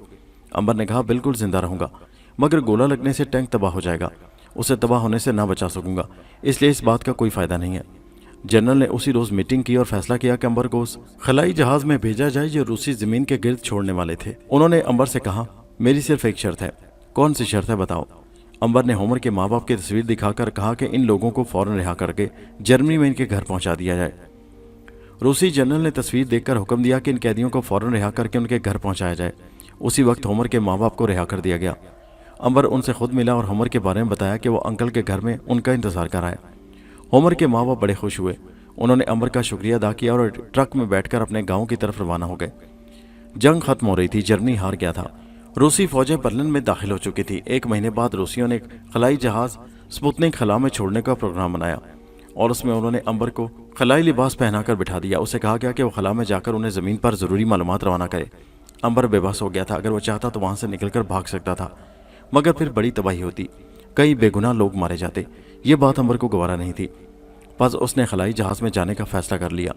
अंबर ने सोचा कि वो खलाई जहाज़ में बैठकर नाग और मारिया का भी पता चला लेगा कि वो किस जगह पर हैं, क्योंकि खलाई जहाज़ के अंदर एक ऐसी दूरबीन लगी थी जिसमें से ज़मीन की एक एक शय नजर आती जाती थी। अंबर को खामोशी से एक खास हवाई जहाज़ में सवार करा के रूस के इलाके साइबेरिया के खास हेलीपैड पर ले जाया गया। यहाँ उसे लेबॉर्ट्री के खुफिया कमरे में बंद कर दिया गया। किसी को उससे मिलने की इजाज़त नहीं थी। रूस वाले नहीं चाहते थे कि दूसरे मुल्क के जासूसों को ये पता चले कि वो खला में एक ऐसे नौजवान को भेज रहे हैं जिस पर आग वगैरह का बिल्कुल असर नहीं होता। एक हफ्ते तक अंबर को खास ट्रेनिंग दी जाती रही। अंबर बहुत जल्द सब कुछ सीख गया। दूसरे हफ्ते उसको खला में घूमने फिरने की मशक कराई गई। तीसरे हफ्ते रात 12 बजे उसे खलाई लिबास पहनाकर खास गाड़ी में बिठाकर उस मकाम पर लाया गया जहाँ उसे रॉकेट के ऊपर लगे हुए खलाई जहाज में सवार कराना था। ये रॉकेट, जिसका नाम स्पुतनिक था, एक दरिया के किनारे बहुत बड़े हेलीपैड पर खड़ा था और उसके ऊपर एक खलाई जहाज रखा हुआ था। उल्टी गिनती शुरू हो चुकी थी और जिस वक्त अंबर की खुफिया गाड़ी वहां कर रुकी उस वक्त 650 तक गिनती पहुंच चुकी थी। अंबर को एक खास कमरे में ले जाकर आखिरी चेकिंग की गई। उसका वजन किया गया और फिर उसे एक लिफ्ट में सवार कराया गया। ये लिफ्ट बटन दबाने से ऊपर रवाना हो गई। रॉकेट के ऊपर जाकर लिफ्ट खलाई जहाज के दरवाजे पर जाकर रुक गई। अंबर लिफ्ट में से निकलकर खलाई जहाज में दाखिल हो गया। उस जहाज में बेशुमार आलात लगे थे। अंबर को जहाज की कुर्सी पर बिठा दिया गया और उसकी बेल्ट बांध दी गई। लिफ्ट नीचे चली गई। रॉकेट ऊपर उठने के लिए तैयार था। हर शहर रॉकेट से काफ़ी दूर कर दी गई। गिनती 40 तक आ गई। रूसी साइंसदान और डॉक्टर लेबॉर्ट्री में टेलीविज़न की बड़ी स्क्रीन के आगे बैठ गए और गौर से रॉकेट को देखने लगे। रॉकेट के चलने में अब सिर्फ चंद ही सेकंड बाकी रह गए थे। गिनती अब ऊंची आवाज़ में लाउड स्पीकर पर भी सुनाई देने लगी। 11, 10, 9, 8, 7, 6, 5, 4, 3, 2। और जब स्पीकर पर एक की आवाज़ गूंजी तो उसके साथ ही रॉकेट के ईंधन को आग लग गई और उसके नीचे से नारंगी और सफ़ेद रंग का आतिशी लावे का ऐसा शोला निकला जो ज़बरदस्त आग में तब्दील हो गया। खौफनाक शोर बुलंद हुआ और रॉकेट ने अपने पैड पर ऊपर उठना शुरू कर दिया। टीवी स्क्रीन पर रूसी साइंसदान बड़े गौर से रॉकेट को खलाई जहाज़ के साथ ऊपर उठता देख रहे थे। उनके चेहरों पर खुशी और मसरत के जज्बात थे। रॉकेट ज़बरदस्त शोला पीछे छोड़ता ऊपर ही ऊपर रात की तारीकी में उठता चला जा रहा था। उस शोले की वजह से वहाँ रात में भी दिन की रोशनी फैल गई। अंबर को खलाई जहाज़ के ऊपर उठते एक ज़बरदस्त धचका सा लगा। वो भी स्क्रीन पर ज़मीन को देख रहा था। रॉकेट के ऊपर उठते ही ज़मीन की इमारतें दूर होने लगी थी। नीचे से वायरलेस पर आवाज़ें आने लगी थी। हेलो नंबर 7, हेलो नंबर 7, क्या तुम ठीक हो? क्या सारी मशीनें ठीक काम कर रही हैं? अंबर का खलाई नाम नंबर 7 रखा गया था। अंबर ने जवाब दिया, हेलो स्पुतनिक मशीन, नंबर 7 बोल रहा हूँ। हर शय बिल्कुल ठीक ठाक काम कर रही है। क्या तुम्हें चक्कर तो नहीं महसूस हो रहे? हरगिज़ नहीं। तुम 14,000 मील फी घंटा की रफ्तार से ऊपर उठ रहे हो नंबर 7। ये रफ्तार बढ़ती जा रही है। अब तुम 20,000 मील फी घंटा की रफ्तार से ऊपर जा रहे हो। यस स्पुतनिक मशीन, मैं सुइयों पर अपनी रफ्तार को पढ़ रहा हूँ। मीटर 30 मील की बुलंदी जाहिर कर रहा है। हेलो 7, तुम इस वक्त ज़मीन से 50 मील ऊपर जा चुके हो। Yes Sputnik machine. नंबर 7, तुम इस वक्त ज़मीन से 90 मील की बुलंदी पर जा चुके हो और तुम्हारी रफ्तार 22,000 मील फी घंटा हो गई है। यस। क्या तुम अपने आप को ठीक महसूस कर रहे हो? बिल्कुल ठीक महसूस कर रहा हूँ। नंबर 7, तुम्हारी रफ्तार इस वक्त 15,000 मील फी घंटा हो गई है। तुम खला के करीब पहुँच रहे हो, इसीलिए तुम्हारी रफ्तार कम हो गई है। तुम्हारा आखिरी रॉकेट अब जल रहा है। ये रॉकेट जलने के बाद तुम्हें उछालकर खला में फेंक देगा। Okay Sputnik machine. नंबर 7, तुम इस वक्त ज़मीन से 120 मील के फासले पर हो और तुम्हारी रफ्तार 10,000 मील फी घंटा कर दी गई है क्योंकि यहाँ ज़मीन की कशिश बेहद कम हो गई है। Yes okay. नंबर 7, तुम इस वक्त ज़मीन से 140 मील के फासले पर आ चुके हो। तुम अब खला में दाखिल होने वाले हो। हर एक शय चेक करो। अंबर स्क्रीन में से नीचे ज़मीन का नज़ारा कर रहा था। वो जिस वक्त ज़मीन से चला था वहाँ आधी रात का अंधेरा फैला हुआ था। अब उसे ज़मीन एक बहुत बड़े गोले की शक्ल में नजर आ रही थी जिसका आधा हिस्सा स्याह और अंधेरा था और दूसरा आधा हिस्सा चांद की तरह चमक रहा था। वो समझ गया कि ज़मीन का आधा हिस्सा वो है जहाँ इस वक्त रात है और दूसरा आधा हिस्सा वो है जहाँ इस वक्त दिन है और सूरज चमक रहा है। सितारे ज़मीन पर उसे झिलमिल झिलमिल करते नजर आते थे। यहाँ बिजली के बल्ब बनकर चमक रहे थे जो झिलमिला नहीं रहे थे क्योंकि वो ज़मीन की ज़रात वाली फ़ज़ा से ऊपर आ चुका था। आसमान जो ज़मीन पर नीला दिखाई देता था यहाँ बिल्कुल स्याह नजर आ रहा था। हेलो नंबर 7, तुम खला में जाने वाले हो। उसके साथ ही अंबर को एक हल्का सा झटका महसूस हुआ जैसे उसे किसी ने कुर्सी समेत पकड़कर ऊपर को उछाल दिया हो। ये रॉकेट की आखिरी कोशिश थी। रॉकेट अब उससे अलग हो चुका था और अंबर का खलाई जहाज़ स्पुतनिक अब खला में आ गया था और उसने ज़मीन के गिर्द गर्दिश करना शुरू कर दिया था। वो 150 मील की बुलंदी पर से ज़मीन के ऊपर से गुजरने लगा। ज़मीन पर उसे हर शय धुंधली धुंधली दिखाई दे रही थी। जहाँ दिन था वहाँ हर शय रंगदार यानी भूरी, नीली और सफ़ेद नजर आ रही थी। जब वो रात वाले हिस्से से निकलकर आसमान के दिन वाले हिस्से में दाखिल होने लगा तो आसमान पर नारंगी, नीली, जर्द और सुर्ख रोशनियाँ देखकर हैरान रह गया। हेलो स्पुतनिक मशीन, आसमान पर रंग ही रंग बिखर गए हैं। नंबर 7, तुम्हारे जहाज़ का कैमरा रंगीन तस्वीरें हमें भेज रहा है। हम तुम्हें भी देख रहे हैं और आसमान के रंग भी देख रहे हैं। एक बार फिर अपनी मशीन चेक करो और हमें रिपोर्ट दो। अंबर ने सारी मशीनें चेक की। हर शय ठीक काम कर रही थी। उसने नीचे ग्राउंड मिशन को रिपोर्ट कर दी। उन्होंने पूछा, तुम कैसा महसूस कर रहे हो? बिल्कुल ठीक ठाक महसूस कर रहा हूँ। क्या तुम्हारा सर तो नहीं चकरा रहा? बिल्कुल नहीं, मैं बड़े मज़े में हूँ। कैमरा नंबर 6 और रडार नंबर 8 का रुख 35 डिग्री ज़मीन की तरफ कर दो। हम मालूम करना चाहते हैं कि अमेरिका की एटमी आबदोज़ समंदर के किस हिस्से में सफ़र कर रही है। अंबर ने कैमरे और रडार का रुख ख़ास जाविये पर कर दिया। अमेरिका ने एक ज़बरदस्त एटमी आबदोज़ बनाई थी जो समंदर के नीचे बड़ी गहराई में कई रोज़ तक सफ़र कर सकती थी। रूस को अमेरिका की तरफ से ख़तरा था। वो ये मालूम करना चाहता था कि अमेरिका आबदोज़ किस समंदर में सफ़र करती है। रडार ने फ़ौरन ग्राउंड मिशन वाले रूसियों को बता दिया कि अमेरिका की एटमी आबदोज़ बहरुल काहिल के समंदर में काफ़ी गहराई में जनूब मशरक़ की तरफ जा रही है। खलाई जहाज़ के रडार ने रूसियों को एटमी आबदोज़ का पूरा इलाका बता दिया। रूसी बड़े खुश हुए। सारा दिन खलाई जहाज़ अंबर को लेकर ज़मीन के गिर्द चक्कर लगाता रहा। उसने भी 6 रोज़ तक खला में रहना था। अंबर ने तीसरे दिन एक ख़ास कैमरा लगाकर उसकी श्वास ज़मीन पर डाली और ये देखने की कोशिश की कि मारिया और नाक किस जगह पर है। उस कैमरे के ज़रिए एक स्क्रीन पर ज़मीन की हर शय साफ साफ नजर आने लगी थी, जिस तरह के टेलीविज़न पर तस्वीरें नजर आती हैं। खलाई जहाज़ उस वक्त ऑस्ट्रेलिया के ऊपर से गुजर रहा था। अंबर ने ऑस्ट्रेलिया के शहर सिडनी में लोगों को सड़कों पर चलते फिरते देखा। अब समंदर आ गया और फिर खलाई जहाज़ की स्क्रीन पर बर्मा और हिंदुस्तान के शहरों की तस्वीरें आ गई। अंबर ने सोचा कि अगर तो मारिया सड़क पर हुई तो उसे ज़रूर देख लेगा, अगर किसी होटल या इमारत के अंदर हुई तो फिर वो उसे नज़र ना आ सकेगी। अंबर ने कैमरे का रुख और नीचे कर दिया। अब खलाई जहाज़ हिंदुस्तान के शहरों के ऊपर से गुजर रहा था। दिल्ली, मथुरा, झांसी, ग्वालियर, अनारसी, जलगांव, नासिक, पुरी और फिर बम्बई शहर आ गया। अंबर ने मारिया से कहा था कि वो बम्बई के ताज होटल में उसका इंतज़ार करे, ज़रूर मारिया इसी होटल में होगी। खलाई जहाज़ बम्बई के ऊपर से गुजर रहा था। नीचे समंदर के किनारे किनारे बम्बई के मशहूर इलाके मेरीन ड्राइव की ऊंची इमारतें खड़ी थीं। खलाई जहाज़ ने अब उसे बम्बई का ताज होटल दिखाया। अंबर ने गौर से देखा, ताज होटल के बाहर 2 गाड़ियां खड़ी थीं। अंबर ने आंखें फाड़ फाड़ कर मारिया को देखने की कोशिश की, मगर वो उसे कहीं भी नजर न आई। अब उसका खलाई जहाज़ बम्बई के साहिल को पीछे छोड़कर बहीरा अरब में दाखिल हो रहा था, यानी कि हिंदुस्तान पीछे रह गया था। अचानक अंबर ने देखा कि कश्ती पर मारिया की शुआएं उभर रही हैं। अंबर को मालूम था कि वो मारिया को नहीं देख सकता, मगर खलाई जहाज़ में जो ज़बरदस्त कैमरा लगा था उसमें इतनी ताकत थी कि वो नज़र ना आने वाली शय की शुआएं ऊपर फेंक देता था। अंबर ने मारिया का अक्स देखा, बिल्कुल सफ़ेद किरणों का एक खाका सा बना हुआ था जो हूबहू मारिया से मिलता था। ये मारिया थी जो कश्ती में सवार समंदर की सैर कर रही थी। अंबर ने स्क्रीन पर देखा कि कश्ती में दूसरे मुसाफिर भी थे। खुदा जाने मारिया क्या सोच रही थी और कहाँ जा रही थी। काश वो अंबर का सिग्नल सुन सकती। खलाई जहाज़ मारिया के ऊपर से गुजर गया।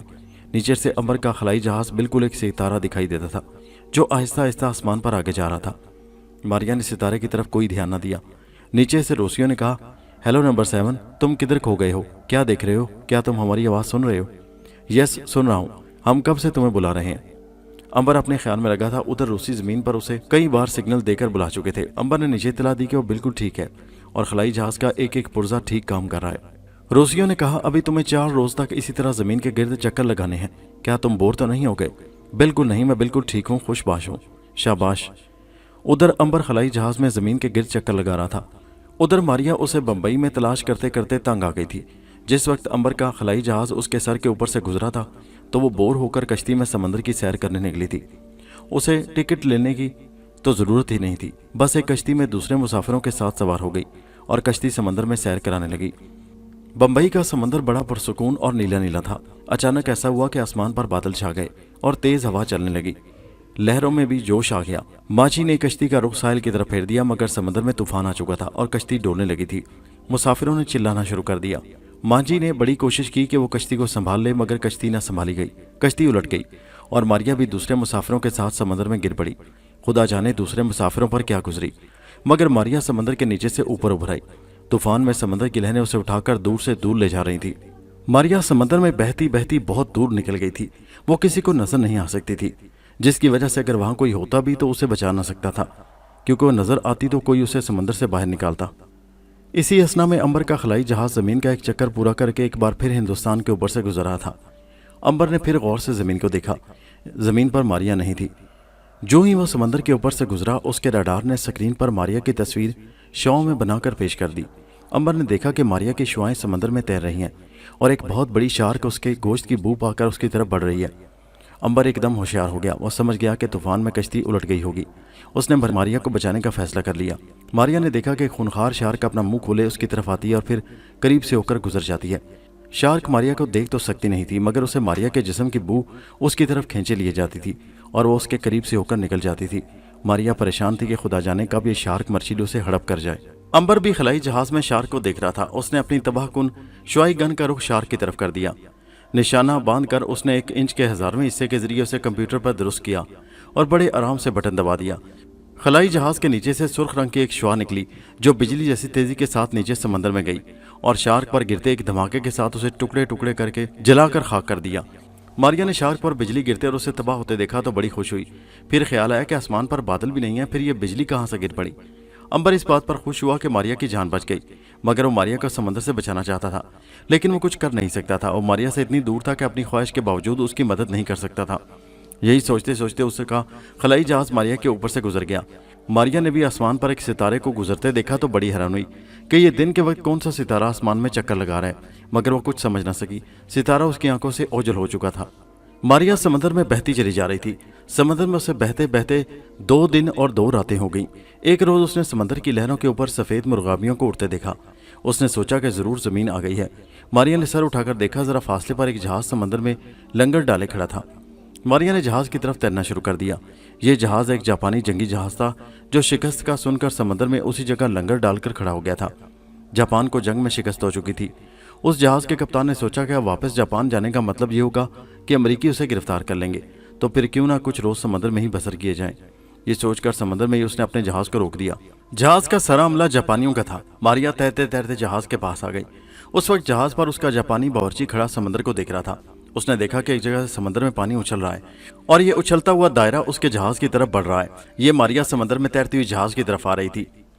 وہ ماریا کو تو دیکھ نہیں سکتا تھا۔ اس نے دیکھا کہ لہریں اپنے آپ ہی ادھر ادھر اچھل رہی ہیں۔ سوچا کہ ضرور یہاں سمندر میں مچھلیاں اچھل کود رہی ہیں۔ جہاز کے پاس آ کر لہروں کی اچھل کود ختم ہو گئی۔ ماریا لنگر کا سہارا لے کر رک گئی۔ اب وہ لنگر کے ذریعے جہاز کے اوپر چڑھ آئی۔ وہ بہت سخت تھک گئی تھی۔ عرشے پر آتے ہی وہ تختے پر لیٹ گئی اور دیر تک اسی جگہ پڑے آرام کرتی رہی۔ جب کچھ تازہ دم ہوئی تو اٹھ کر اس نے دیکھا کہ وہ جاپانی جہاز ہے جس پر توپیں لگی ہیں۔ اس کے کپڑے بھی گیلے ہو گئے تھے اور جگہ جگہ سے پھٹ چکے تھے۔ وہ جہاز کی سیڑھیاں اتر کر نیچے آ گئی۔ یہاں اس نے ایک کیبن میں کسی عورت کی آواز سنی جو بچے کو بلا رہی تھی۔ یہ جہاز کے جاپانی کپتان کی بیوی کا کیبن تھا۔ ماریا دروازے میں سے داخل ہو کر کیبن میں آ گئی۔ کیبن بڑی خوبصورتی سے سجایا گیا تھا۔ ماریا سب سے پہلے کپڑے تبدیل کرنا چاہتی تھی۔ اس نے دیکھا سامنے الماریوں میں جاپانی عورت کے کپڑے لٹکے ہوئے تھے۔ ماریا نے بڑے آرام سے آگے بڑھ کر ایک جوڑا نکالا اور غسل خانے میں جا کر لباس تبدیل کر لیا۔ باہر نکل کر وہ جہاز کے باورچی خانے میں کچھ کھانے پینے کو آ گئی۔ یہاں اس نے دیکھا کہ سانپ اور مینڈک کے پکوڑے تلے جا رہے ہیں۔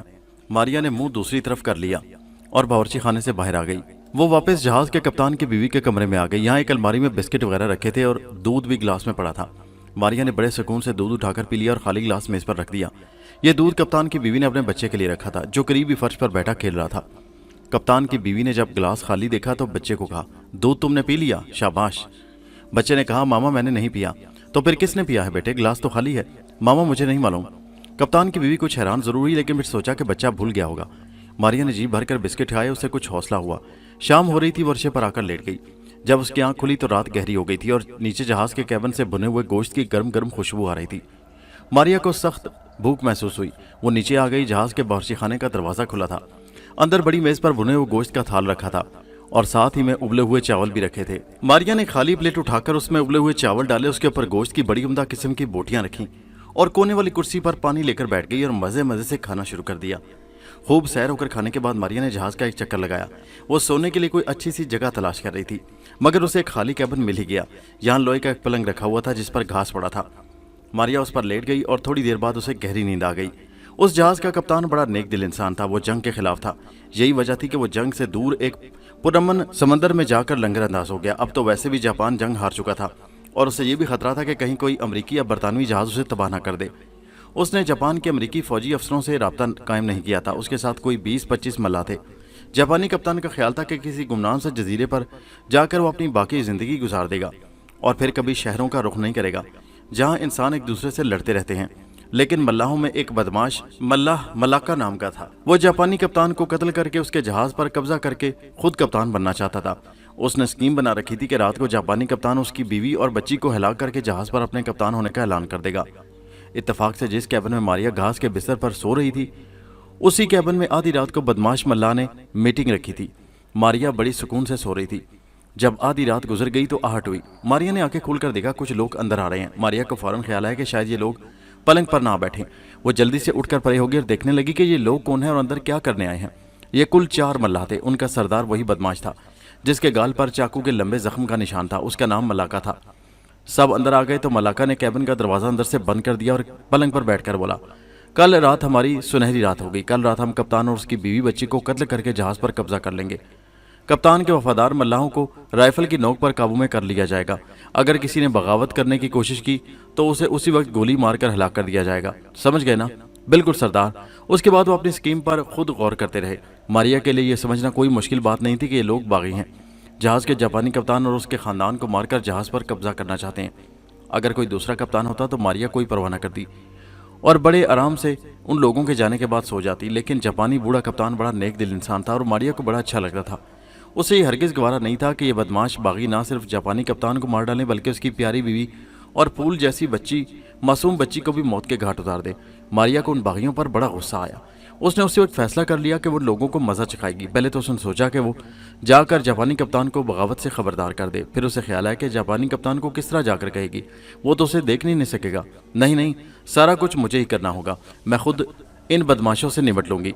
मारिया ये सोचकर उन बदमाशों के जाने के बाद आराम से घास के बिस्तर पर लेट गई और कल रात के बारे में गौर करने लगी। दूसरे दिन वो अर्शे पर इधर उधर चलती फिरती रही कि वो बावर्ची खाने में जाकर खा लेती। हेड बावर्ची वैसे 2 रोज से कुछ परेशान सा था। उसे शायद वहम हो गया था कि उसके थालों में से चावल और गोश्त के टुकड़े चुराए जा रहे हैं। फिर वो सर झटकर अपने आप से कहता, अरे बाबा, यहाँ कौन चोरी करेगा, हर शय इतनी ज्यादा खाने को मिल जाती है। लेकिन उसके बाद भी वो सर को झटक कर कहता, फिर भी ऐसे लगता है कि कोई थाल में से खाने की चीजें उड़ा लेता है। और रात के पहले पैर मारिया जापानी कप्तान के कैबिन में आ गई। कप्तान अपनी बीवी और बच्ची के साथ बैठा खाने के बाद कहवा पी रहा था। फूल जैसी बच्ची सफेद फराक पहने, बालों में जर्द रिबन लगाए लकड़ी के घोड़े से खेल रही थी। जापानी कप्तान किसी गहरी सोच में था। उसकी बीवी ने पूछा, क्या बात है, आप कुछ उदास उदास से नजर आते हैं। जापानी कप्तान ने बीवी की तरफ देखकर कहा, बेगम, मैं एक तरह से भगोड़ा हो गया हूँ। अपने वतन से हजारों मील दूर इस समुद्र में पड़ा हूँ। बीवी ने कहा, भगोड़ा कौन होता है, हम जंग हार चुके हैं। अब हर फौजी को हक हासिल है वो जहाँ चाहे जाकर अपनी जिंदगी बसर करने की कोशिश करे, मगर अपना वतन बहुत याद आता है। वतन में अमेरिकी फौजें जापानी कमांडरों को ढूंढ ढूंढ कर गोलियां मारती हैं। वहां जाने से कोई फायदा नहीं है। जापानी कप्तान ने गहरा सांस लेकर कहा, हाँ तुम भी ठीक कहती हो। मेरे लिए यही मुनासिब है कि हम किसी अजनबी जजीरे में चले जाएं और बाकी जिंदगी खूबसूरत दरख्तों और लीली झीलों के दरमियान बसर कर दें। बीवी ने कहा, क्या सारे मल्लाह हमारे साथ वफादार रहेंगे? जापानी कप्तान ने कहा, क्यों नहीं, वो सब मेरे वफादार हैं, मुझ पर अपनी जान छिड़कते हैं, वो भला मेरे साथ क्यों नहीं जाएंगे?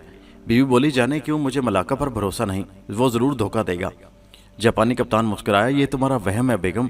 मलाका देखने में करख जरूर है मगर अंदर से बहुत नरम है। उसका दिल इंसान की मोहब्बत से भरा हुआ है। कप्तान की बीवी ने कहा, तुम देख लेना, एक दिन मेरी बात याद करोगे, मुझे उसकी आंखों में तुम्हारे लिए दुश्मनी नजर आती है। जापानी कप्तान हंसा और अपनी बच्ची को प्यार करने लगा। मारिया ने सोचा कि उस सीधे साधे शरीफ कप्तान की बीवी किस कदर होशियार और अक्लमंद है। वो दोस्त और दुश्मन को समझ सकती है। उसका ख्याल बिल्कुल दुरुस्त था।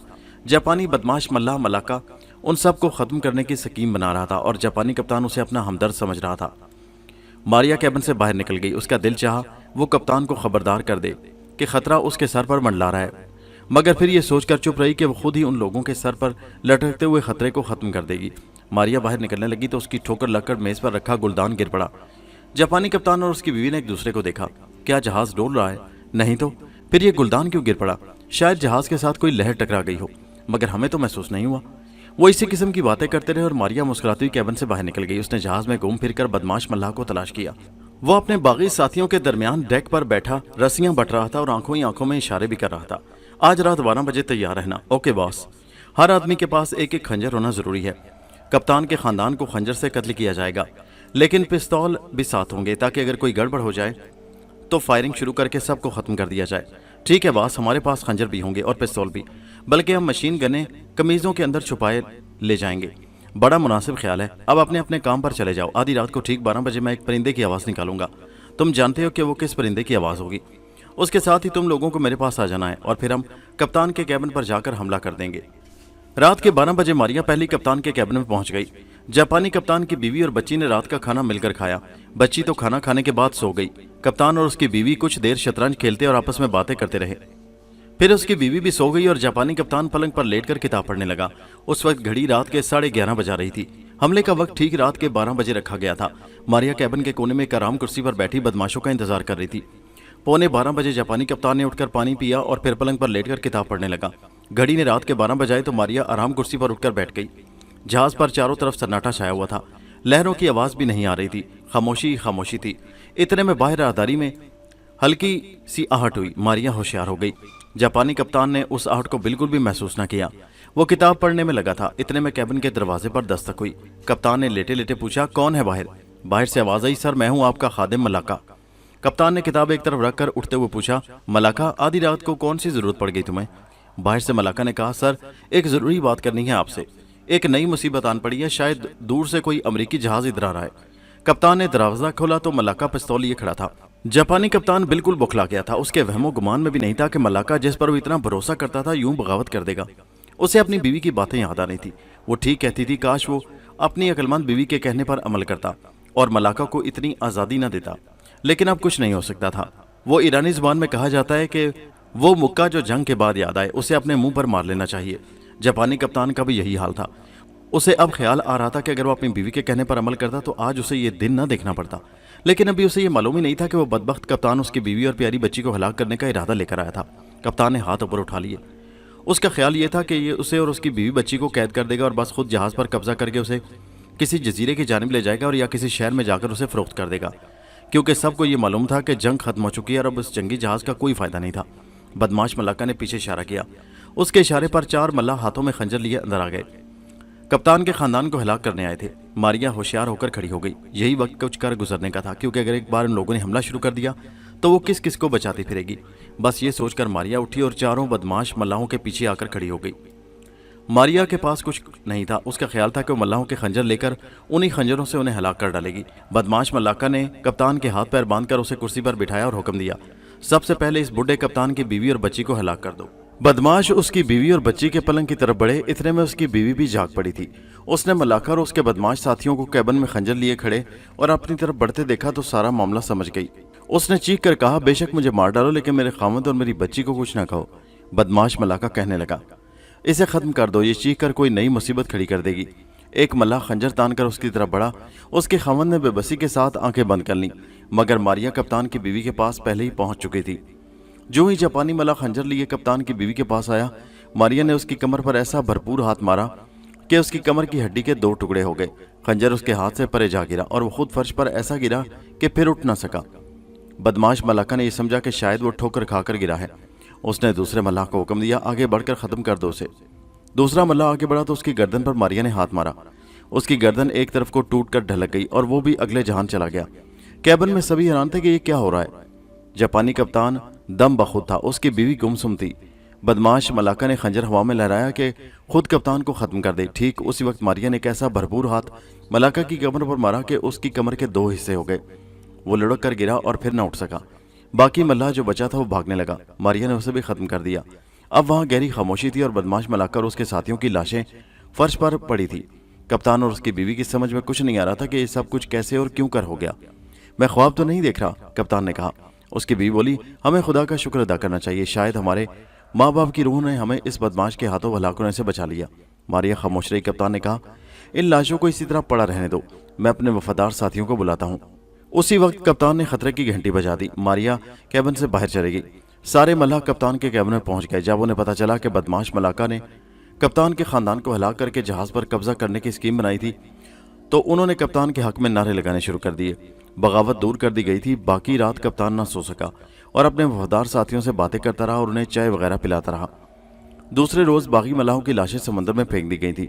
اسی روز کپتان نے فیصلہ کر لیا کہ جہاز کو لے کر کسی جزیرے پر چلا جانا چاہیے تاکہ وہاں نئی زندگی شروع کی جائے۔ اس نے نقشے میں دیکھا، وہاں سے کوئی 400 میل کے فاصلے پر اسے نقشے پر ایک چھوٹا سا جزیرہ دکھائی دے رہا تھا۔ شاید اس جزیرے پر ہم خوش و خرم زندگی بسر کر سکتے ہیں۔ کپتان کی بیوی نے کہا، کیا اس جزیرے پر امریکیوں کا قبضہ نہیں ہوگا؟ میرا خیال ہے جنگ اس علاقے میں ابھی نہیں آئی تھی، یہ جزیرہ غیر آباد ہوگا، اور اگر یہاں پر آدم خور جنگلی رہتے ہوں تو پھر کیا ہوگا؟ آدم خور جنگلی اب دنیا میں کہیں نہیں ہے بیگم، اب تو یہ صرف کہانیوں میں ملتے ہیں۔ بہرحال آپ لوگوں کو سوچ سمجھ کر اس جزیرے کی طرف چلنا ہوگا، کیونکہ اس جزیرے میں خطرہ بھی ہو سکتا ہے۔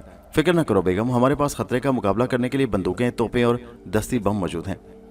دوسرے روز صبح صبح جہاز کا لنگر اٹھا دیا گیا اور اس نے سمندر اس جزیرے کی طرف اپنا سفر شروع کر دیا جو نقشے پر موجود تھا۔ سارا دن اور ساری رات جہاز سمندر میں چلتا رہا۔ پھر اگلا دن اور اگلی رات بھی سمندری سفر میں گزر گئے۔ چوتھے روز دور سمندر میں ایک سیاہ لکیر سی دکھائی دی۔ ملاح نے خوشی سے شور مچا دیا، زمین زمین زمین۔ جاپانی کپتان نے دوربین لگا کر سیاہ لکیر کو دیکھا اور بولا، جزیرے میں مجھے سرسبز و شاداب درخت نظر آنے ہیں، یقیناً یہ ہرا بھرا آباد جزیرہ ہے۔ جہاز کے انجینئر نے کہا، کیپٹن کہیں اس جزیرے پر امریکیوں کا قبضہ نہ ہو۔ نہیں بھائی، جنگ ادھر نہیں لڑی گئی، یہ علاقہ جنگ کے علاقے سے بہت دور ہے، پھر یہاں امریکی کہاں سے آئیں گے؟ ماریا نے بھی عرشے پر کھڑے کھڑے دور سیاہ لکیر کو دیکھا جو آہستہ آہستہ قریب آ رہی تھی۔ جہاز سارا دن اور ساری رات جزیرے کی طرف بڑھتا رہا۔ دن نکلا تو اس کی روشنی میں سب نے دیکھا کہ سامنے ایک بڑے ہی ہرے بھرے جزیرے کا کنارہ تھا۔ کنارے پر کہیں کہیں بھورے رنگ کی چٹانیں بری تھیں۔ جہاز سمندر کی کھاڑی میں داخل ہو گیا۔ دائیں بائیں جزیرے کے کنارے سرسبز تھے اور ناریل کے درختوں کے جھنڈ کھڑے تھے، ان پر پکے ہوئے میٹھے رس والے ناریل لگے تھے۔ ملاح ان کو دیکھ کر بڑے خوش ہو رہے تھے اور خوشی سے نعرے لگا رہے تھے۔ کپتان نے کھاڑی کے اندر ایک جگہ پہنچ کر جہاز کو کھڑا کرنے کا حکم دے دیا۔ یہاں وہ درختوں کی اوٹ میں تھے اور کھلے سمندر سے جہاز بالکل دکھائی نہیں دیتا تھا۔ جاپانی کپتان بھی یہی چاہتا تھا کہ باہر سے اگر کوئی ہوائی جہاز یا کبھی کوئی بحری جہاز گزرے تو اسے یہ جاپانی جہاز نظر نہ آ سکے۔ لنگر ڈال دیا گیا۔ جہازی ملاح نیچے کنارے پر اتر آئے اور ایک دوسرے سے ہنسنے کھیلنے اور مذاق کرنے لگے۔ वो ढेले उठा उठा कर नारियल के दरख्तों पर मारने लगे। नारियल नीचे गिरते तो वो उन्हें तोड़कर खुशी खुशी पीते। जहाज के मल्लाह कुल 10-11 बाकी रह गए थे। कप्तान ने हुक्म दिया, कोई मल्लाह मेरे हुक्म के बगैर जंगल में जहाज से दूर न जाए, बस जहाज के आसपास ही रह जाए। उसके बाद कप्तान भी अपनी बच्ची और बीवी के साथ किनारे पर उतर आया और वहाँ एक छोटा सा खेमा लगाकर अंदर बिस्तर वगैरह लगा दिए गए। कप्तान की बीवी अपनी बच्ची को लेकर आराम कुर्सी पर खेमे से बाहर बैठ गई। धूप बड़ी चमकीली थी और फजा में हबस था, हवा बिल्कुल बंद थी। मल्लाह जरा परे हटकर गिर पड़े, दरख्तों के दरमियान बैठ गए थे। उन्होंने भी एक खाकी रंग का खेमा लगा लिया था, आग जला ली थी और उस पर चाय बनाने लगे थे। चाय बनाकर उन्होंने कप्तान को भी दी और बड़े मजे में एक दूसरे से हंसी मजाक करने लगे। एक मुद्दत के बाद वो जमीन पर आए थे और बड़े खुश थे। मारिया भी जहाज से उतर आई और उन लोगों से दूर एक दरख्त के नीचे पत्थर पर बैठी गौर कर रही थी कि वो कहाँ से कहाँ आ गई है। जाने अंबर और नाग के साल में होंगे, कहाँ होंगे, अब दोबारा कब मुलाकात होगी। वो यही सोचकर कुछ उदासी हो गई थी। फिर वो उठकर दरख्तों में सैर करने लगी। सैर से उसका दिल कुछ बहल गया। चलते चलते वो जरा आगे निकल गई। यहाँ हर तरफ खामोशी थी, दरख्तों पर कहीं कहीं कोई परिंदा नजर आ जाता था। एक बंदर दरख्त पर फुदकता हुआ दूर निकल गया। शायद उसने मारिया की मौजूदगी को महसूस कर लिया था। मारिया ने एक बड़ा मोटा दरख्त का तना देखा जो जमीन पर गहरा हुआ था। मारिया उस पर आराम करने को बैठ गई। उसके करीब ही एक दरख्त था जिस पर अमरूद की किस्म का कोई फल लगा था। मारिया ने हाथ बढ़ाकर एक फल तोड़ा और उसे चखा। उसका जायका बिल्कुल अमरूद की तरह था। मारिया ने 2-3 अमरूद खाए और फिर एक अमरूद हाथ में लेकर उसे खाती वापस चल पड़ी। शाम को मल्लाहों ने बाहरी खाना पकाया और दरख्तों में बैठकर खाया। रात को मल्लाह जहाज के अर्शे पर जाकर सो गए। कप्तान, उसकी बीवी और बच्ची बाहर खेमे के अंदर बिस्तर लगाकर सो गई। मारिया उनसे जरा परे जहाज के अर्शे पर सो गई। वो सोचने लगी कि भाई ये जजीरा तो बिल्कुल ही सुनसान है, लेकिन वो इस बात पर हैरान थी कि इतना सरसब्ज़ो शादाब जजीरा भला बेआबाद कैसे हो सकता है। यहाँ कहीं ना कहीं आबादी जरूर होगी। यही सोचते सोचते मारिया को नींद ने आ लिया। जजीरा आधी रात को बेहद सुनसान और भयानक हो गया था। इतनी गहरी खामोशी थी कि समंदर में से अगर कोई मछली बाहर को निकलती तो उससे पानी की आवाज़ जो पैदा हुई वो भी सुनाई देती थी। आसमान में आधी रात को हल्के हल्के बादल आना शुरू हो गए और चांद बादलों में छुप गया था। जजीरे पर चांदनी गायब हो गई थी और अंधेरा और ज्यादा गहरा हो गया। एक परिंदा चीखता हुआ जहाज के ऊपर से गुजर गया। उसकी वजह से मारिया की आंख खुल गई। उसने लेटे लेटे आसमान की तरफ देखा। आसमान पर चांद बादलों के पीछे छुप गया था। मारिया फिर सोने की कोशिश करने लगी। अभी वो ऊँग ही रही थी कि एक आवाज़ ने उसे चौंका दिया। उसने महसूस किया कि अभी अभी एक आवाज़ उसने सुनी थी। वो आंखें मलकर गौर से आवाज़ सुनने लगी, मगर फिर आवाज़ ना आई। मारिया ने सोचा कि शायद ये उसका वहम था। वो दोबारा सोने की कोशिश करने लगी तो वही आवाज़ एक बार फिर सुनाई दी। ये आवाज़ जजीरे के दरमियानी जंगल से आ रही थी। मारिया उठकर बैठ गई और उसने अपने कान उस आवाज़ पर लगा दिए। आवाज़ एक लंबी सी चीख थी। वो चीख भी नहीं थी और किसी को बुलाने की आवाज़ भी नहीं थी। ऐसा लगता था जैसे कोई दर्द और गम की वजह से आसमान की तरफ मुंह करके पुकार रहा है, फरियाद कह रहा है। आवाज़ एक बार फिर आई। ये किसी औरत की आवाज़ थी, लंबी और मुसलसल आ रही थी। फिर रुक गई। उसके बाद देर तक आवाज़ सुनाई ना दी। उस वक्त सिर्फ मारिया ही जाग रही थी, किसी दूसरे ने वो आवाज़ ना सुनी। मारिया ने सोचा कि चलकर मालूम करना चाहिए कि ये किसकी आवाज़ है, कौन ऐसी बदकिस्मत औरत है जो इस गुमनाम जजीरे में आधी रात को रोने वाली आवाज़ें निकाल रही है। मारिया जहाज़ के अर्शे से उतरकर नीचे आ गई और उसने जजीरे के जंगल की तरफ चलना शुरू कर दिया। चलते चलते वो जंगल में काफ़ी आगे निकल आई। यहाँ दरिंदा कोई नहीं था। दरख्तों पर परिंदे सो रहे थे। मारिया के करीब से गुजरने पर वो किसी इंसान की बू पाकर बेदार होकर थोड़ा सा बोलते और फिर सो जाते। मारिया ने जर्द और सब्ज रंग का एक बहुत बड़ा सांप देखा जो एक दरख्त से उल्टा लटका हुआ झूल रहा था। शायद वो आराम कर रहा था। मारिया उसके करीब से होकर गुजर गई। बादल गरजा। मारिया ने सोचा कि अगर बारिश शुरू हो गई तो उसके कपड़े भीग जाएंगे, इसलिए बेहतर यही है कि वो वापस चली जाए। वो वापस मुड़ने ही वाली थी कि उसे वही दर्द भरी और किसी हद तक डरावनी आवाज़ फिर सुनाई दी। अब ये आवाज़ करीब से ही आ रही थी। मारिया ने रुककर गौर किया। ये किसी लड़की की आवाज़ थी और उसमें दर्द व गम था, फरियाद थी और कुछ डर भी था। ऐसा मालूम होता था कि कोई बेचैन कैदी रूह फरियाद कर रही है। जिधर से आवाज़ आई थी मारिया उस तरफ चलने लगी। बादल एक बार फिर गरजा। दरख्तों पर परिंदे उस आवाज़ के खौफ से बेचैन हो गए। मारिया ने महसूस किया कि हल्की हल्की आवाज़ आ रही है। ये आवाज़ ऐसी थी जैसे कोई झाड़ियों में चिल्ला रहा हो। पौधों और शाहों के टूटने की आवाज़ भी उसी में शामिल थी। मारिया एक तरफ दरख्त के साथ लगकर खड़ी हो गई। फिर कदमों की आवाज़ करीब आ गई। मारिया जिस जगह दरख्त के नीचे खड़ी थी वहाँ से ज़रा दूर नारियल के दरख्तों के नीचे एक छोटा सा पानी का तालाब बन गया था। यहाँ पानी ज़मीन के अंदर से रिस रहा था और तालाब में से एक पतली नाली की शक्ल में आगे जा रहा था। मारिया ने महसूस किया कि कोई करीब आ रहा है। वो सांस रोककर खड़ी हो गई और जिस तरफ से आवाज़ आई थी उधर देखने लगी। वो अंधेरे में आंखें फाड़ फाड़ कर देख रही थी। चांद बादलों की ओट से निकल रहा था और हल्की हल्की चांदनी ने जंगल को थोड़ा थोड़ा रोशन कर दिया था, मगर ये रोशनी बड़ी पुरस्रार थी और हर शय अपनी असल से ज़्यादा बड़ी या छोटी लग रही थी। मारिया का दिल एकदम से धक से रह गया। चीख की आवाज बिल्कुल उसके करीब से बुलंद हुई। ये वही लड़की की आवाज थी, मगर करीब से बुलंद होने की वजह से वो एक भयानक चीख लग रही थी। मारिया दरख्त के साथ लग गई। उसका दिल जोर जोर से धड़क रहा था। उसने अपनी लंबी जिंदगी में बड़े बड़े खतरनाक जंगलों में रातों को सफर किया था, शेरों और हाथियों से मुकाबला किया था, मगर आज की रात वो बड़ा खौफ महसूस कर रही थी। आवाज एकदम रुक गई। मारिया ने हल्की हल्की चांदनी में देखा कि एक साया दरख्तों और झाड़ियों में से निकलकर उस तालाब की तरफ आया जो दरख्तों के दरमियान बना हुआ था। मारिया नजर तो नहीं आ रही थी, मगर ऐसा लगता था कि साये ने भी मारिया की मौजूदगी को महसूस कर लिया है।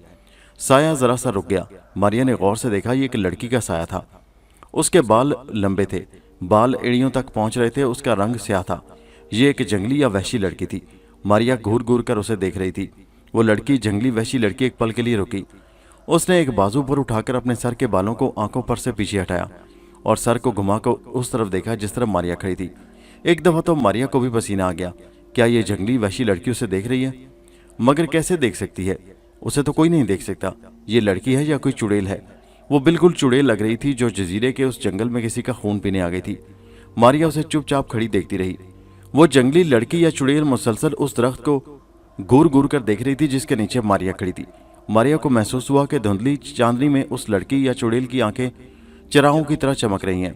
जंगली लड़की ने गर्दन दूसरी तरफ फेर ली। वो आहिस्ता आहिस्ता चलती तालाब के पास पहुंच गई, फिर जमीन पर औंधे मुंह लेट गई और अपने होंठ तालाब के किनारे लगाकर पानी पीने लगी, जिस तरह जंगली जानवर पानी पिया करते हैं। मारिया खामोश खड़ी देखती रही। जंगली लड़की पानी पीकर उठकर खड़ी हो गई। वो एक लंबे कद की नौजवान लड़की या औरत थी। उसके स्याह बाल उसकी एड़ियों को छू रहे थे। वो कुछ देर तालाब के पास खड़ी रही, फिर आहिस्ता आहिस्ता चलती जंगल में दरख्तों की तरफ चली गई। थोड़ी देर बाद दूर जंगल से फिर वही चीख बुलंद हुई।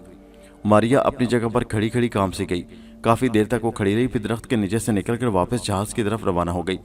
वो चाहती थी कि उस जंगली लड़की का पीछा करे, लेकिन जाने क्यों वो उस लड़की का पीछा न कर सके और वापस अपने जापानी जहाज पर आ गई।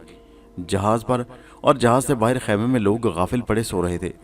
मारिया जहाज की सीढ़ियों पर चढ़कर ऊपर अर्शे पर आई और जंगले के साथ टेक लगाकर बैठ गई और उस जंगली लड़की पर गौर करने लगी। आखिर ये लड़की कौन है? क्या ये सचमुच की लड़की है या कोई आसेब है, या फिर इस जजीरे की बदरू है, या कोई चुड़ैल है, या कोई बेचैन रूह है जो इंसान का खून पीती है? कुछ देर तक वो गौर करती रही और फिर उसे नींद आ गई। जजीरे की सुबह बड़ी सुहानी थी। मारिया कुछ थकी थकी सी उठी थी, लेकिन जजीरे की ठंडी ठंडी हवा ने उसे तरोताज़ा कर दिया। रात के वाकयात उसे ख्वाब लग रहे थे। क्या उसने कहीं ख्वाब तो नहीं देखा? नहीं, ख्वाब नहीं था। उसने चीख सुनी थी और उस जंगल की लड़की को भी देखा था जो तालाब पर औंधे मुंह लेटकर जानवरों की तरह पानी पी रही थी और जिसके बाल उसकी एड़ियों को छू रहे थे। उस औरत की चीख किसी ने भी नहीं सुनी थी। मारिया के दिल में ख्वाहिश पैदा हुई कि वो दिन की रोशनी में वो जगह देखे जहां रात को उसने जंगली लड़की को देखा था। मारिया जहाज की सीढ़ियां उतरने लगी। निचली सीढ़ी पर से वो नीचे उतर रही थी कि मोटा बावर्ची ऊपर चढ़ने लगा। अब मारिया घबरा गई कि क्या करे। अगर सीढ़ी पर खड़ी रहती है तो मोटे जापानी बावर्ची से टक्कर हो जाती है। क्यों ना वो छलांग लगा दे। अभी वो छलांग लगाने ही लगी थी कि मोटा जापानी ऊपर आ गया और फिर ऊपर चढ़ते हुए मारिया से टकरा गया और उसके साथ टकराते ही उसके मुंह से चीख निकल गई। सारे मल्लाह उसकी तरफ दौड़े। जापानी कप्तान भी अपने खेमे से बाहर आ गया। क्या हुआ? क्या बात हो गई? मोटे बावर्ची ने कहा, कोई सीढ़ी उतर रहा था, मुझसे टकरा गया। कप्तान ने पूछा, कौन था वो? मैंने नहीं देखा। क्या मतलब है तुम्हारा? सर, कोई भूत था या शायद कोई रूह थी। सब खिलखिलाकर हंस पड़े। बावर्ची सर को हिलाता ऊपर चला गया। बेचारा सच्चा था, मगर उसकी बात पर किसी ने भी एतबार न किया। मारिया उसे वहीं हैरान छोड़कर जंगल की तरफ रवाना हो गई। वो दरख्तों के नीचे नीचे से होती, झाड़ियों को पीछे हटाती, आखिर उस मकाम पर आ गई जहाँ दरख्तों के नीचे पानी का छोटा सा तालाब था और जहाँ रात को वहशी लड़की पानी पी रही थी। मारिया ने झुककर देखा।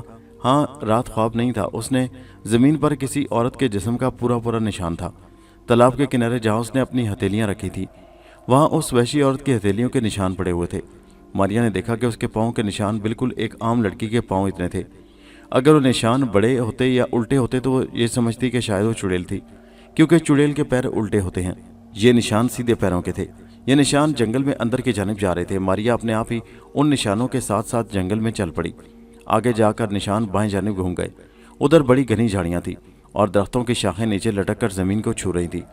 मारिया झुककर उन दरख्तों के नीचे से गुजर रही थी। अब पैरों के निशानों से बिल्कुल नजर नहीं आ रहे थे। मारिया अंदाजे से आगे बढ़ रही थी। जरा आगे जाकर दरख्त परे परे हट गए। एक थोड़ी सी खुली जगह आ गई जहाँ मारिया ने देखा कि झाड़ियाँ साफ करके किसी ने केले के पत्तों का बिस्तर सा बना रखा है। मारिया देर तक उस केले के पत्तों के बिस्तर को देखती रही। वो समझ गई कि ये उसी वहशी लड़की की ख्वाबगाह है, यानी यहाँ वो रात को आराम करती है उस वक्त वहशी लड़की वहां नहीं थी। पास ही कुछ नारियल पड़े थे, उनमें कुछ पूरे साबित थे और कुछ टूटे हुए थे। मारिया उस वहशी औरत को मिलना चाहती थी, लेकिन एक तरह खौफ भी उसके दिल में था कि खुदा जाने वो कोई बदरू ही ना हो। उसने दूर दरख्तों में झाड़ियों के टूटने की आहट सुनी। मारिया जल्दी से दूसरी तरफ दरख्तों में जाकर छुप गई। फिर एक भयानक चीख फिजा में बुलंद हुई। ये एक खौफनाक चीख थी, सचमुच की चीख जिसमें गुस्सा और नफरत थी, जैसे कोई दरिंदा हमला करने से पहले चीखा हो। मारिया दरख्त के साथ खड़ी खड़ी एक बार तो हिल गई। उसको यूं महसूस हुआ जैसे उस वहशी औरत ने दूर से उसे अपनी ख्वाबगाह में खड़े देख लिया हो और उसे बुरा महसूस हुआ हो कि वो बगैर इजाजत उसके बिस्तर के पास क्यों आई है। एक बात पर मारिया बड़ी हैरान थी कि उस वहशी औरत को उसकी मौजूदगी का एहसास हो जाता था। बेशक वो मारिया को देख नहीं सकती थी, लेकिन उसे दूर ही से पता चल जाता था कि कोई इंसान उसके जंगल में या उसके करीब आकर खड़ा हो गया है। शायद ये उस वहशी लड़की की छठी हिस्स थी जो उसे खबरदार कर देती थी। मारिया उस वहशी औरत को एक नज़र देखना चाहती थी। वो देर तक उस जगह खड़ी रही, मगर वो जंगली औरत ना आई। थक हार कर मारिया वापस हुई। जब वो जहाज के पास आई तो वहां सारे मल्लाह कप्तान के गिर्द खड़े बातें कर रहे थे। उनके चेहरों पर कुछ तजस्सुस था, क्योंकि जंगल से आने वाली भयानक चीखों की आवाज़ उन लोगों ने भी सुन ली थी। जापानी कप्तान को बताया गया कि कभी कभी रातों को जजीरे के दरमियानी जंगल से एक भयानक चीख की आवाज़ आया करती है। ये आवाज़ एक जापानी मल्लाहों ने भी सुनी थी, ख़ास तौर पर जो मल्लाह रात को पहरा देता था। उसने साफ साफ ये आवाज़ सुनी थी। जापानी कप्तान ने हुक्म दे दिया कि आधी रात को कोई भी मल्लाह जजीरे के अंदर न जाए और दिन में भी जहाज से करीब रहने की कोशिश की जाए। उसके साथ ही साथ जापानी कप्तान ने एक ख़ास खुफिया सुराग रसां को जजीरे के जंगल में ये मालूम कराने के लिए भेज दिया कि रातों को खौफनाक आवाज़ किसकी आती है, ये औरत कौन है। जासूस शाम को ही जजीरे के जंगल में चला गया। ये एक बड़ा कारीगर और माहिर जासूस था। उसने कई एक कारनामे किए थे। कप्तान को उस पर बड़ा भरोसा था कि वो भयानक चीख का राज जरूर हल कर लेगा। मारिया को भी जासूस के बारे में कुछ इल्म न हो सका। उसे भी उस रोज़ पता चला जब जंगल से जापानी जासूस की नीम मुर्दा लाश उठाकर जहाज़ पर लाए। उसे जहाज़ के अरशे पर लिटा दिया गया। जापानी कप्तान और दूसरे मल्लाह वहाँ मौजूद थे। जासूस की सांस आहिस्ता आहिस्ता चल रही थी। उसने बड़ी मुश्किल से आंखें खोलकर कप्तान को देखा और कांपते होठों से कहा, वैसी औरत चुड़ैल बदरू खून पीने आई थी। और फिर उसके मुंह से एक खौफनाक चीख निकल गई और वो मर गया। उसकी मौत का सारे जहाज़ पर एक सोग सा छा गया। लोग कप्तान से पूछ रहे थे कि उसे किसने हलाक किया है। आखिर कप्तान को बताना पड़ा कि वो जंगल में भयानक चीख का राज हल करने गया था। अब तो हर कोई जंगल में जाने से डरने लगा। कुछ रोज़ गुजर गए। रात को किसी की चीख की आवाज़ सुनाई न दी। कप्तान ने हुक्म दिया कि जजीरे के किनारे पर लकड़ियाँ काटकर मकान तामीर किए जाएं। सारे मल्लाह दरख्त काटने पर लग गए और उन्होंने लकड़ियों के तख्ते चीरे और उनकी खिड़कियाँ दरवाजे बनाने शुरू कर दिए। बड़ी रौनक हो गई थी। हर कोई अपने अपने काम में लगा हुआ था। मारिया इस अरसे में कई बार रात को जंगल में सैर के लिए गई। उसने वो जगह भी जाकर देखी जहाँ वैसी लड़की ने अपने लिए केले के पत्तों का बिस्तर बिछा रखा था, मगर वैसी लड़की उसे वहाँ न मिली। खुदा जाने वो कहाँ चली गई थी। वैसे वो उस जजीरे में ही थी। एक दिन क्या हुआ कि जापानी कप्तान की नन्ही सी बच्ची पत्थरों और लकड़ी के टुकड़ों से खेलती जंगल में ज़रा आगे निकल गई। एक तितली उसके आगे आगे जा रही थी। बच्ची तितली को पकड़ने की कोशिश में उस जगह आ गई जहाँ ज़मीन में दलदल शुरू हुई थी। ये इस कदर खौफनाक दलदल थी कि उसमें अगर हाथी भी उतरे तो ऐसा डूबे कि किसी को कानो कान खबर ना हो। वैसे ज़मीन पर घास उगी हुई थी और देखने पर किसी को ज़रा भी ख्याल ना आता था कि यहाँ दलदल भी हो सकती है। तितली दलदल के ऊपर उड़ती चली गई। बच्ची भी उसके पीछे पीछे चली। बस वो 2-1 कदम के फासले पर दलदल शुरू हो जाती थी। अगर वो 1 कदम और उठा लेती तो दलदल उस फूल सी बच्ची को हड़प कर लेती थी कि इतने में एक जर्द आंखों वाली स्याह रंग की लंबी वहशी औरत झाड़ियों में से निकली और उसने बच्ची को पकड़कर पीछे खींच लिया और गोद में उठाकर वापस ले गई। बच्ची ने जूं ही खौफनाक चेहरे वाली वहशी औरत को देखा तो उसने रोना शुरू कर दिया। वहशी औरत उसकी तरफ देखे जा रही थी। उसकी समझ में नहीं आ रहा था कि उसे किस तरह से चुप कराए। दूसरी तरफ जब कप्तान की बीवी किसी काम से खैमे से बाहर निकली तो उसने देखा कि बच्ची गायब है। उसने आवाज़ें देना शुरू कर दी, मगर बच्ची कहीं नजर न आई। उसने शोर मचा दिया। कप्तान और दूसरे मल्लाह परेशान हो गए। उन्होंने जंगल में घुसकर बच्ची की तलाश शुरू कर दी। कप्तान भी बहुत घबरा गया था कि खुदा जाने बच्ची कहाँ गुम हो गई है। तलाश करने वाले जंगल में काफ़ी आगे तक निकल गए, मगर उन्हें कहीं बच्ची नजर न आई। माँ का गम के मारे बुरा हाल हो रहा था। कप्तान भी परेशान था। इतने में बच्ची के रोने की धीमी सी आवाज़ सुनाई दी। सबके कान खड़े हो गए। आवाज़ एक बार फिर आई, ये बच्ची के रोने की आवाज़ है। वहाँ शोर मच गया और सब के सब आवाज़ की तरफ दौड़े। जंगल में एक जगह पहुंचकर उन्होंने देखा कि बच्ची घास पर बैठी रो रही है और उसके गिर्द किसी ने दरख्तों की शाखों का एक पिंजरा सा बना रखा है ताकि वो आगे न बढ़ सके, क्योंकि आगे दलदल शुरू हो जाती थी। माँ ने बच्ची को सीने से लगा लिया। कप्तान ने उसे जी भर कर प्यार किया। बच्ची बिलक बिलक कर रो रही थी। सब बड़े हैरान थे कि उसके इर्द गिर्द हिफाजत की दीवार किसने बनाई थी। बच्ची बेचारी कुछ नहीं बता सकती थी। सब वापस आए तो जहाज पर शोर मच गया कि बच्ची को जंगल की किसी हस्ती ने दलदल में से गुजरने से बचा लिया है, वरना वो दलदल में गर्क हो चुकी होती। मारिया ने यह सुना तो समझ गई कि ये काम सिर्फ वहशी लड़की ने ही किया है, क्योंकि उसके सिवा वहाँ और कोई उस बच्ची को मौत के मुंह से नहीं बचा सकता था। जापानी मलाहों में भी ये बात फैल गई कि जंगल की रूह ने बच्ची की जान बचाई है।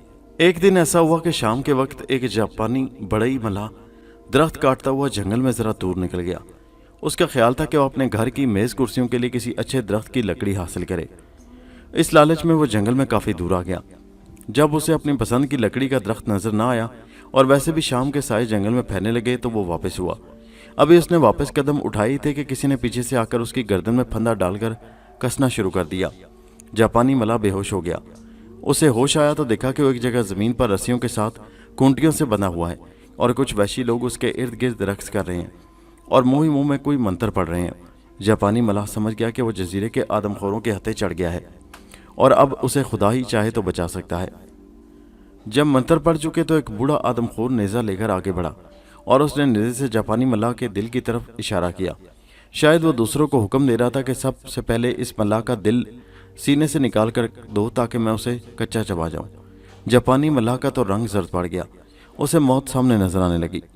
उसने बहुतीरा शोर मचाया, मगर एक तो उसकी जापानी जुबान वहाँ कौन समझ सकता था, दूसरा वो तो उसे पकड़ कर इसलिए लाए थे कि मज़े से भून कर हड़प करेंगे, फिर वो उस पर रहम कैसे खाते। एक आदमखोर हाथ में नेज़ा लेकर जापानी मलाह की तरफ बढ़ा। जापानी ने आंखें बंद कर ली और नेज़े के जख्म का दर्द महसूस करने के लिए तैयार हो गया। अचानक जंगल में वहशी लड़की की भयानक चीख बुलंद हुई। उस चीख पर जापानी ने आंखें खोल दी। उसने देखा कि आदमखोर वहशी चीख की आवाज़ सुनते ही एकदम जिस जगह खड़े थे वहीं खड़े रह गए। दूसरी बार चीख करीब से सुनाई दी। आदमखोर जलती हुई आग के करीब आकर दो जानू बैठ गए। इतने में आग के अलाव की रोशनी में वहशी लड़की जंगल में झाड़ियों के पीछे से निकल कर आई और खामोश खड़ी हो गई। सारे आदमखोर सजदे में गिर पड़े। वहशी औरत ने हाथ ऊपर उठाकर जापानी मलाह की तरफ इशारा किया। आदमखोर उसी वक्त उठे और उन्होंने जापानी को खोलकर आज़ाद कर दिया। उसके बाद वहशी लड़की आहिस्ता आहिस्ता पीछे हटती गई और जंगल के अंधेरे में जिधर से आई थी उधर ही को गायब हो गई। वहशी लड़की के गायब होते ही आदमखोर वहां से चले गए। किसी ने जापानी मलाह की तरफ पलट कर भी ना देखा। जापानी मलाह ने खुदा का शुक्र अदा किया कि जान बच गई। अब वो भागम भाग वापस अपने जहाज पर पहुंचा तो उसने सारी कहानी लोगों को सुनाई। किसी को यकीन नहीं आ रहा था। आखिर उसने अपने टखनों और हाथों पर रस्सियों के निशान दिखाए और कहा कि बेशक सुबह चलकर वो जगह देख लेना जहां आदमखोरों ने उसे जमीन पर बांधा था। उस वाकया के दो असर हुए। पहला असर तो ये हुआ कि लोगों को जंगल से आने वाली वहशी औरत की आवाज़ से हमदर्दी हो गई, क्योंकि उन्होंने देखा था कि उस औरत ने जापानी मलाह की जान बचाई थी। दूसरा असर ये हुआ कि जजीरे पर आदमखोर कबीला आबाद था और ये बड़ी परेशानी की बात थी। जापानी कप्तान ने सब मल्लाहों को बुलाकर मीटिंग की। उसने कहा, हमारे एक मल्लाह ने आकर बताया कि उसे जजीरे में आदमखोरों ने पकड़ लिया था। वो उसे हड़प करना चाहते थे कि जंगल की वहशी चीख वाली औरत ने सामने आकर उसकी जान बचाई। हमें उस औरत से हमदर्दी पैदा हो गई है, लेकिन साथ ही साथ हमारे लिए ये बड़ी तशवीशनाक बात है कि जिस जजीरे पर हमने आबाद होने का फैसला किया था उस जजीरे पर एक आदमखोर वहशी कबीला पहले से रह रहा है। इंजीनियर ने कहा, सर हमें इस जजीरे पर आते ही सबसे पहले चाहिए था कि हम जजीरे की पूरी तरह से छानबीन करते, देखते कि क्या यहाँ रहना ठीक होगा। कहीं इस जजीरे पर वहशी दरिंदे या आदमखोर कबीले तो आबाद नहीं है। ये हमने नहीं किया। अब हम परेशान हो रहे हैं। मेरा ख्याल है कि अगर हमने यहाँ पर आबाद होने का फैसला कर लिया है तो हमें चाहिए कि मशीन गनों की मदद से इन तमाम आदमखोर वहशियों को हिला करके जंगल साफ कर दें। जापानी कप्तान ने कहा, मैं किसी पर यूं ही जुल्म नहीं करना चाहता। अगर ये वहशी औरत हमारे साथ है और जैसा कि हमारे मलाह के वाक़या से साबित होता है कि वो हमारे साथ है, तो मेरा ख्याल है कि उस वक्त तक हमें खौफ नहीं खाना चाहिए। ये आदमखोर वहशी हमारा कुछ नहीं बिगाड़ सकते। दूसरा जापानी बोला, सर हम किस तरह से एक वहशी औरत पर भरोसा कर सकते हैं? हो सकता है कि ये औरत ही किसी वक्त बिगड़ कर आदमखोर बन जाए और एक एक करके हमारे बच्चों को खाना शुरू कर दे। अब हम हर वक्त तो अपने बच्चों के साथ नहीं रह सकते। कप्तान ने कहा, मेरा ख्याल है कि ऐसा नहीं होगा। ये औरत हमारे साथ वफादारी करेगी।